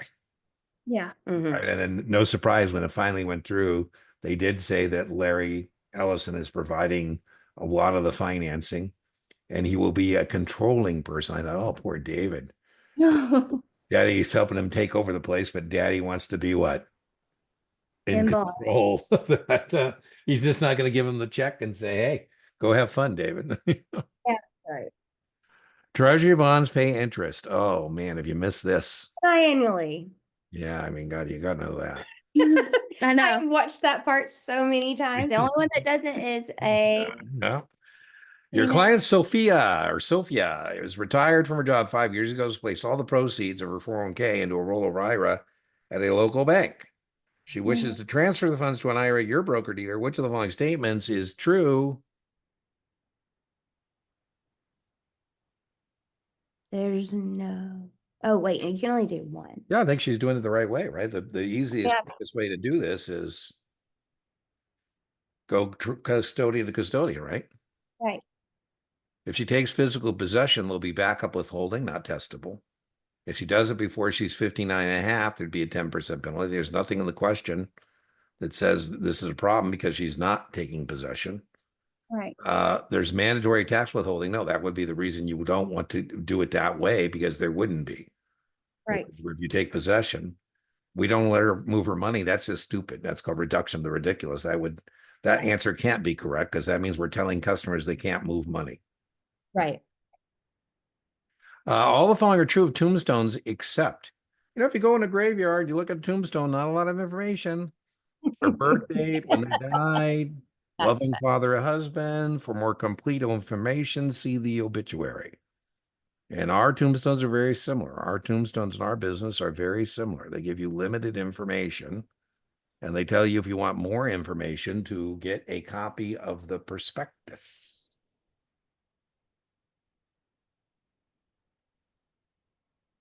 I would say I want to say D, You are correct. That's exactly when we use them. because We're not allowed to advertise a new issue. Tombstones are considered to be an exemption available to us. And if you look at a tombstone, it says this is neither an offer to sell nor a solicitation to buy the following security. An offering is made only by a copy of the prospectus. Read it carefully. Do not send money. Ugh. I mean, when I get one like this, I like to just read the last sentence first, just because. me too. Yes, should the bank fail? Oh, that's helpful. Now I know we're talking about a bank failing. First, Silicon Valley Bank, for example. FDIC insurance. Now, boy, to be honest with you, I don't even need to read the damn question now, Yeah. because I know it's this 250 they're asking about. But let's read this. A customer has a significant amount of money. So I thought this was funny. This way, this guy's a billionaire. I'm not.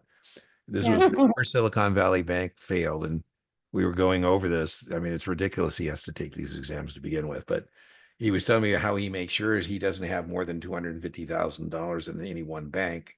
And I was cracking up. I said, well, that sounds like a champagne problem to me. Champagne problems aren't really problems. And I kind of trust the banking system, I guess, in a way that I don't worry if I have more than that at my bank. And so I was poking fun at him. And then when that Silicon Valley Bank happened, I go, yeah, maybe that is important if you've got millions of dollars in there. Okay, what say you to this? I say D. D, 250 in checking accounts, 100 for the custodial account. Now, the custodial account's separate beneficial ownership. Yeah. Right. So it's going to be the entire amount that's covered. Right. Because if we go through this, remember, it's 250 for each account that has different. So the 225 is covered. The joint account with the spouse is different beneficial ownership. That's covered. The kid's tax ID is on the UTMA account. Right. All covered, all separate, different beneficial ownership. Oh, I see. I was reading that as like my brain put it all into one bucket. Yeah. And now I see what you're talking about. So each point. Each bucket, separate. But then I do have to go back to the question and see how the money is allocated. That's Okay. definitely testable. What is SIPC coverage? I'm sorry. What is SIPC? So this is FDIC. We as brokers have, we need a sign like those banks have. That sign is pretty cool. Makes people feel warm and fuzzy. It's $500,000 under SIPC, right? Yep. 500,000. What is the intrinsic value of a 30 call when the current market value of the stock is 40? Call up. Right. Call up. The market price is up from the strike price. It has intrinsic value. Please note, they didn't ask you about break even. They're just simply saying, what is the relationship of a 30 call with a stock at 40? No. Well, they already paid the premium of 3, so it would That has be nothing to do with answering the question. just 10. Yeah. Okay. They're simply asking the relationship. Now, different question. Do that all the time. What's the break even? 33. You're bearish. The stock is at 40. You're down 7 points so far. And it could get worse because this is really stupid. It's like picking up a nickel in front of a bulldozer. That is the only transaction that will subject you to what kind of risk? Unlimited risk. Because you're agreeing to sell stock you don't own. So right now, if you get exercise, you're going to have to buy the stock at 40 and deliver it at 30. You say, I lost 10. I go, no, you lost 7 because you got 3 originally, remember? You say, can it get worser? Worse. I say it can. How much worser can it get? Yep. There's a finite supply of XYZ, potential infinite demand. So if you get on the wrong side of this, you're going to get crunched. Options trading for a customer requires approval of. This is very testable. The firm principal. Oh, wait, Well, we got a couple principles. Which one? The firm or the option guy or gal? I would say the option guy. An ROP. This is very testable. A good way to remember this, the sequence is very testable, is Dado 15. The answer to this question is A. This is very testable. I have that written down from that. Yeah, very testable. Where's my 15 at?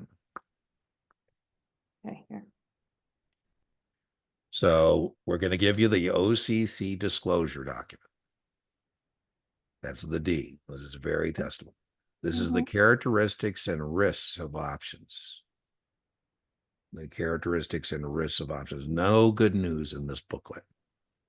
I say, Emily, this is 100 plus pages and all the bad things that can happen to you. Yeah, I had Can't to. possibly read this while I wait. So I'm going to go back to my ROP and see if he will approve your account. That's the A, account approval. I call you back. I say, Emily, we can now do our first trade. That's the trade. I say, Emily, from account approval, you have 15 days to get back to me the option agreement. That's the O. That you read that disclosure document and you understand it. If, Emily, the 15-day comes and goes, and I don't have that back from you, you're only going to be allowed to do closing transactions, offsetting transactions. You're only going to be able to get rid of the stuff you've already got. You're not going to be able to implement any new strategy. That's to give you an incentive to get the damn thing back to me. So this whole process is very testable. As I've said to you ladies before, the 3, 4, max 5 option questions on your SIE are mainly recognition, like this stuff. The booklet, the getting the account back. Very few of them are actually strategies like, buy a put to protect the stock or sell a call to generate income. Most of it is recognition. Which of the following must be provided? Which of the following prospectus must be provided no later than the confirmation of the seal? Summary prospectus. Yeah, we will let you do business on a summary basis, but at some point we got to give you the full blown statutory prospectus, right? So sooner or later we got to give you the full. I used to joke, no human being has actually read a prospectus. I think the only people that actually read them are attorneys. We're not quite sure if they meet the definition of human beings. I'm joking, but that's so you can make an informed decision. John, a customer purchases 500 shares of Sierra Verde at 22 on a margin account. What is very stupid but testable? His initial repurchase here. So 500 shares at 22, initial margin for this purchase. So we're going to take 500 times 22. I get 11,000, and we said you have to be at risk initially for how much? 50. Yeah, 50%. So 50% of that is 5,500. Now, what they almost got me is I didn't catch the 500 initially. If I thought that was 100, I'd say, bastards. Yeah. They're trying to get me on that $2,000 trick. Yeah. Right? And if this was 100 shares, the answer would have been B. Right. Right. So initial margin requirement. Now, by the way, maybe not still, because now I'm reading again. It doesn't tell me it's a new account. So it still would be half of the 1,100, but that doesn't even seem available to me. But just be careful. Be careful. Federal Reserve wants to tighten the money supply. It will. It'll buy back Well, when you buy, the money is going out of the central bank. When you sell, the money is coming into the central bank. Okay. Right. So buying securities causes the money supply to go up and interest rates to go down. Right? So here, if we do this, money supply is up, right? Because the money is leaving the central bank. And interest rates, if there's more money available, you shouldn't have to pay as much. You know, during the financial crisis, 2010 to about 2022 or 3, the Fed was expanding its balance sheet by buying government securities. And the Fed's balance sheet went from $700 billion to close to $5 trillion. So that means the money supply went from 700 billion to, 5 trillion. Recently, they have reversed course, but they were now to contract or to demand selling the securities. If they are selling the treasury securities, the money supply goes down. Wait, if they sell securities? Yeah. Mhm. If they sell the securities are going out and the money is coming into the central bank. It goes up. If there's, less money available, you might have to pay more for it. So interest rates go up, and that's what they were doing till very recently. So this was the buy. Yeah, if they buy. Right. So that's monetary policy. This is testable on the SIE, this thing about what the Federal Reserve Board does. This, by the way, is when they're selling securities. By the way, it's treasury securities, not corporate securities. That just is, it's treasuries. And here, this is called tight money.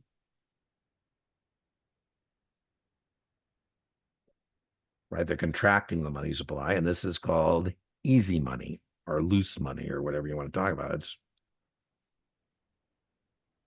I told you that Mr. Trump would like tight money or easy money. What does President Trump want? Easy. Easy money, right? He wants, consumers to have more resources. By the way, this also impacts the value of the dollar. So here the dollar was going up. As the interests go up, the dollar becomes more attractive. And then remember that now becomes a question about the balance of trade. And now the dollar is going back down. I think what's tripping me up is I think about if the feds are buying something. That means they're paying money and the money is leaving the central bank. Right. So So if you give me money, Emily, if you give me money, right, you give me money, my money supply goes up. I got more money. Right. So when the Fed is selling the securities are going out. Right. They're selling the securities. The money is coming in. The money is coming into the central bank contracting. Right? Okay. So Fed buys, money goes down. Fed buys, money goes up. If the Fed is buying securities, their cash is leaving the central bank. It's going out into the economy. It's either being sucked out of the economy or put into the economy. Okay. Right. So it's okay though. You get some. Nobody expects you on the SIE to be an economist. We do expect you're not going to embarrass the firm at a cocktail party. Might. Yeah, You don't know who our advisor is. yeah. When the Federal Reserve Board wants the contract, we just did that one. So they want the money supply to go down. They want interest rates to go up. And so they are going to sell treasuries. When they first started contracting the money supply, they said they're going to start small by 100 billion a month. And I thought, man, only the Fed is 100 billion a month, a slow start. I'm like, in a lot of businesses, that would be, by the way, you're also held accountable for interest rates, and the only interest rate directly set by the Fed, test question. Discount rate. There you go. Excellent. Excellent, right? And then you get tests on Fed funds. Yesterday. That's banks with excess reserves, lending banks with deficient reserves. That one's the most volatile, changes the most often. So you're going to get an answer set that says A, discount, B, Fed funds. You get tested on prime.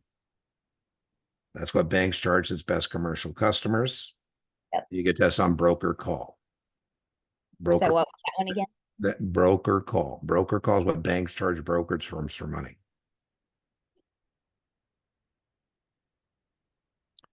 Who is responsible for filing the U5 with the central registration department. So if you leave Raymond James, who is responsible for filing the U5 with the CRD saying that you are no longer associated with Raymond James.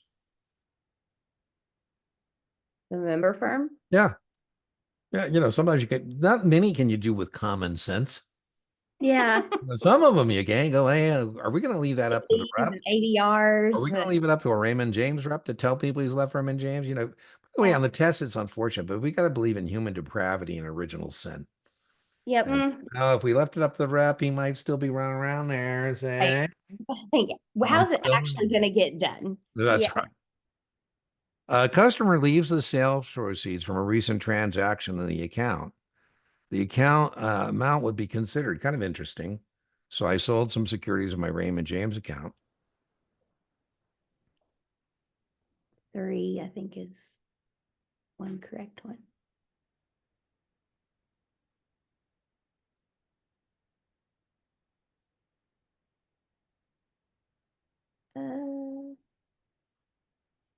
I'd say 1 and 3. Yeah, excellent. So we have two credit balances in a Raymond James account. One is a credit balance that arises from a short sale.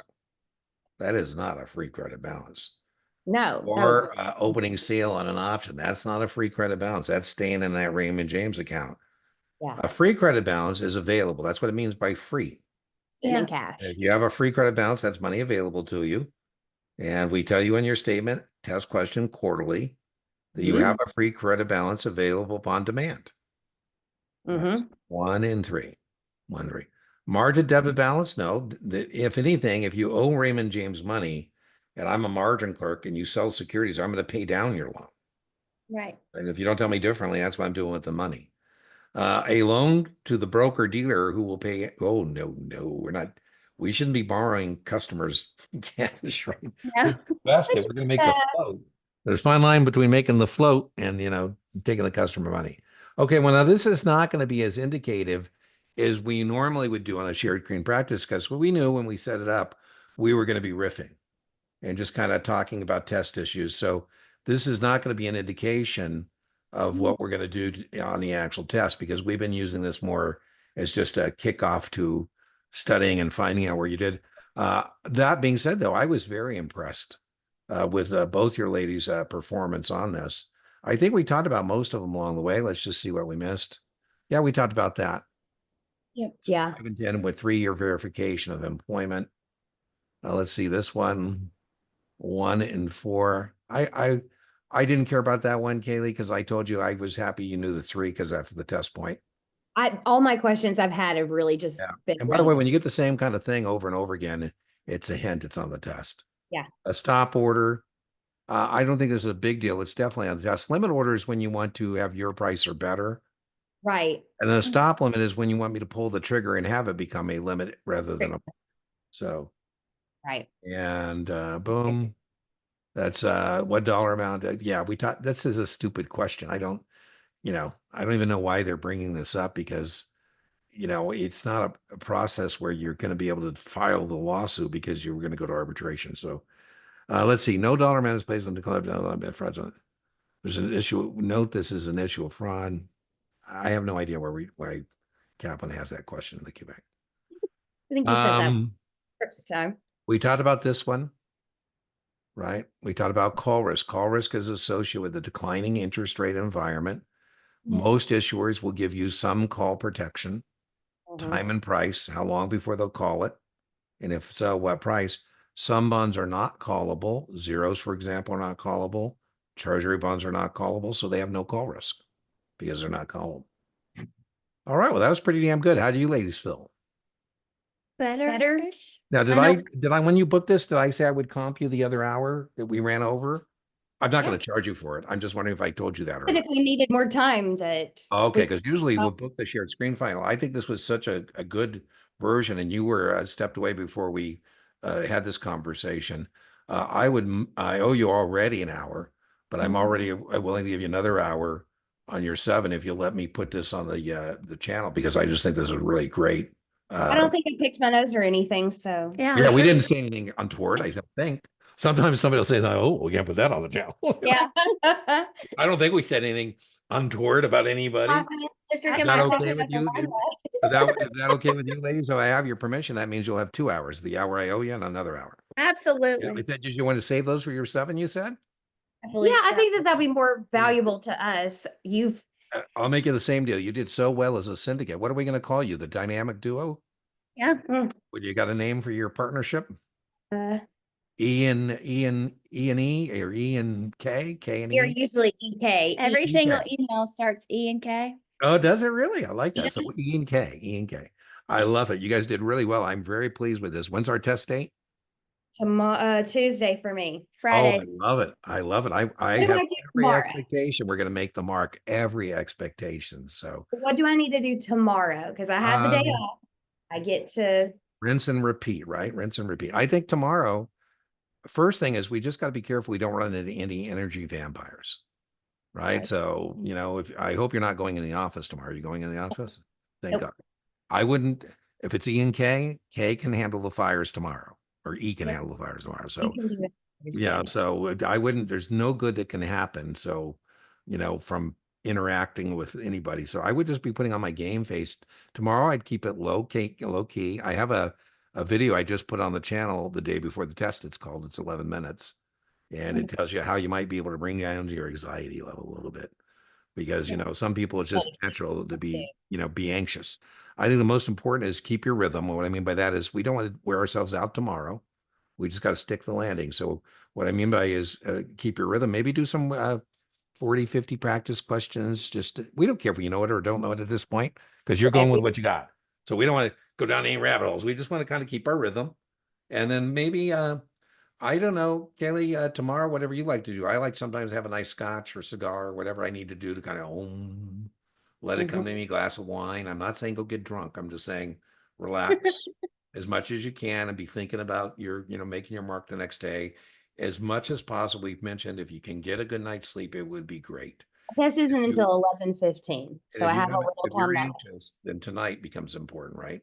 Because Mhm. sometimes the night before can become important because if you're one of those people, tomorrow, "Oh, I gotta sleep, I can't sleep, I can't sleep, I can't sleep. Maybe tonight we get a good night's sleep, right? So Yeah. we At least basically, one of the two will be good. yeah, we just need we just need enough brain power. We don't want to be having our running down our brain power between now and Tuesday. We want to make sure we're going in there with full brain cells ready to do. But I don't see any red flags from your performance that makes me think we're going to get anything other than you're going to make your mark on Tuesday. So So should that's I what, watch the 60-minute thing both tomorrow night absolutely, if you want to get in a rhythm, Yeah. and uh, Tuesday morning, and then in the car on the way to the test? I have, I tell people too, read some of the comments too, just to get some uplift. Good. Yeah. Gotcha. It wouldn't be uplifting if you went in, there's 1,000 comments about people who missed their mark. We already feel better after Tuesday when it's like, this was my fourth time. Yeah. So if we do feel it's There okay. are a lot of people who are doing it the hard way for sure.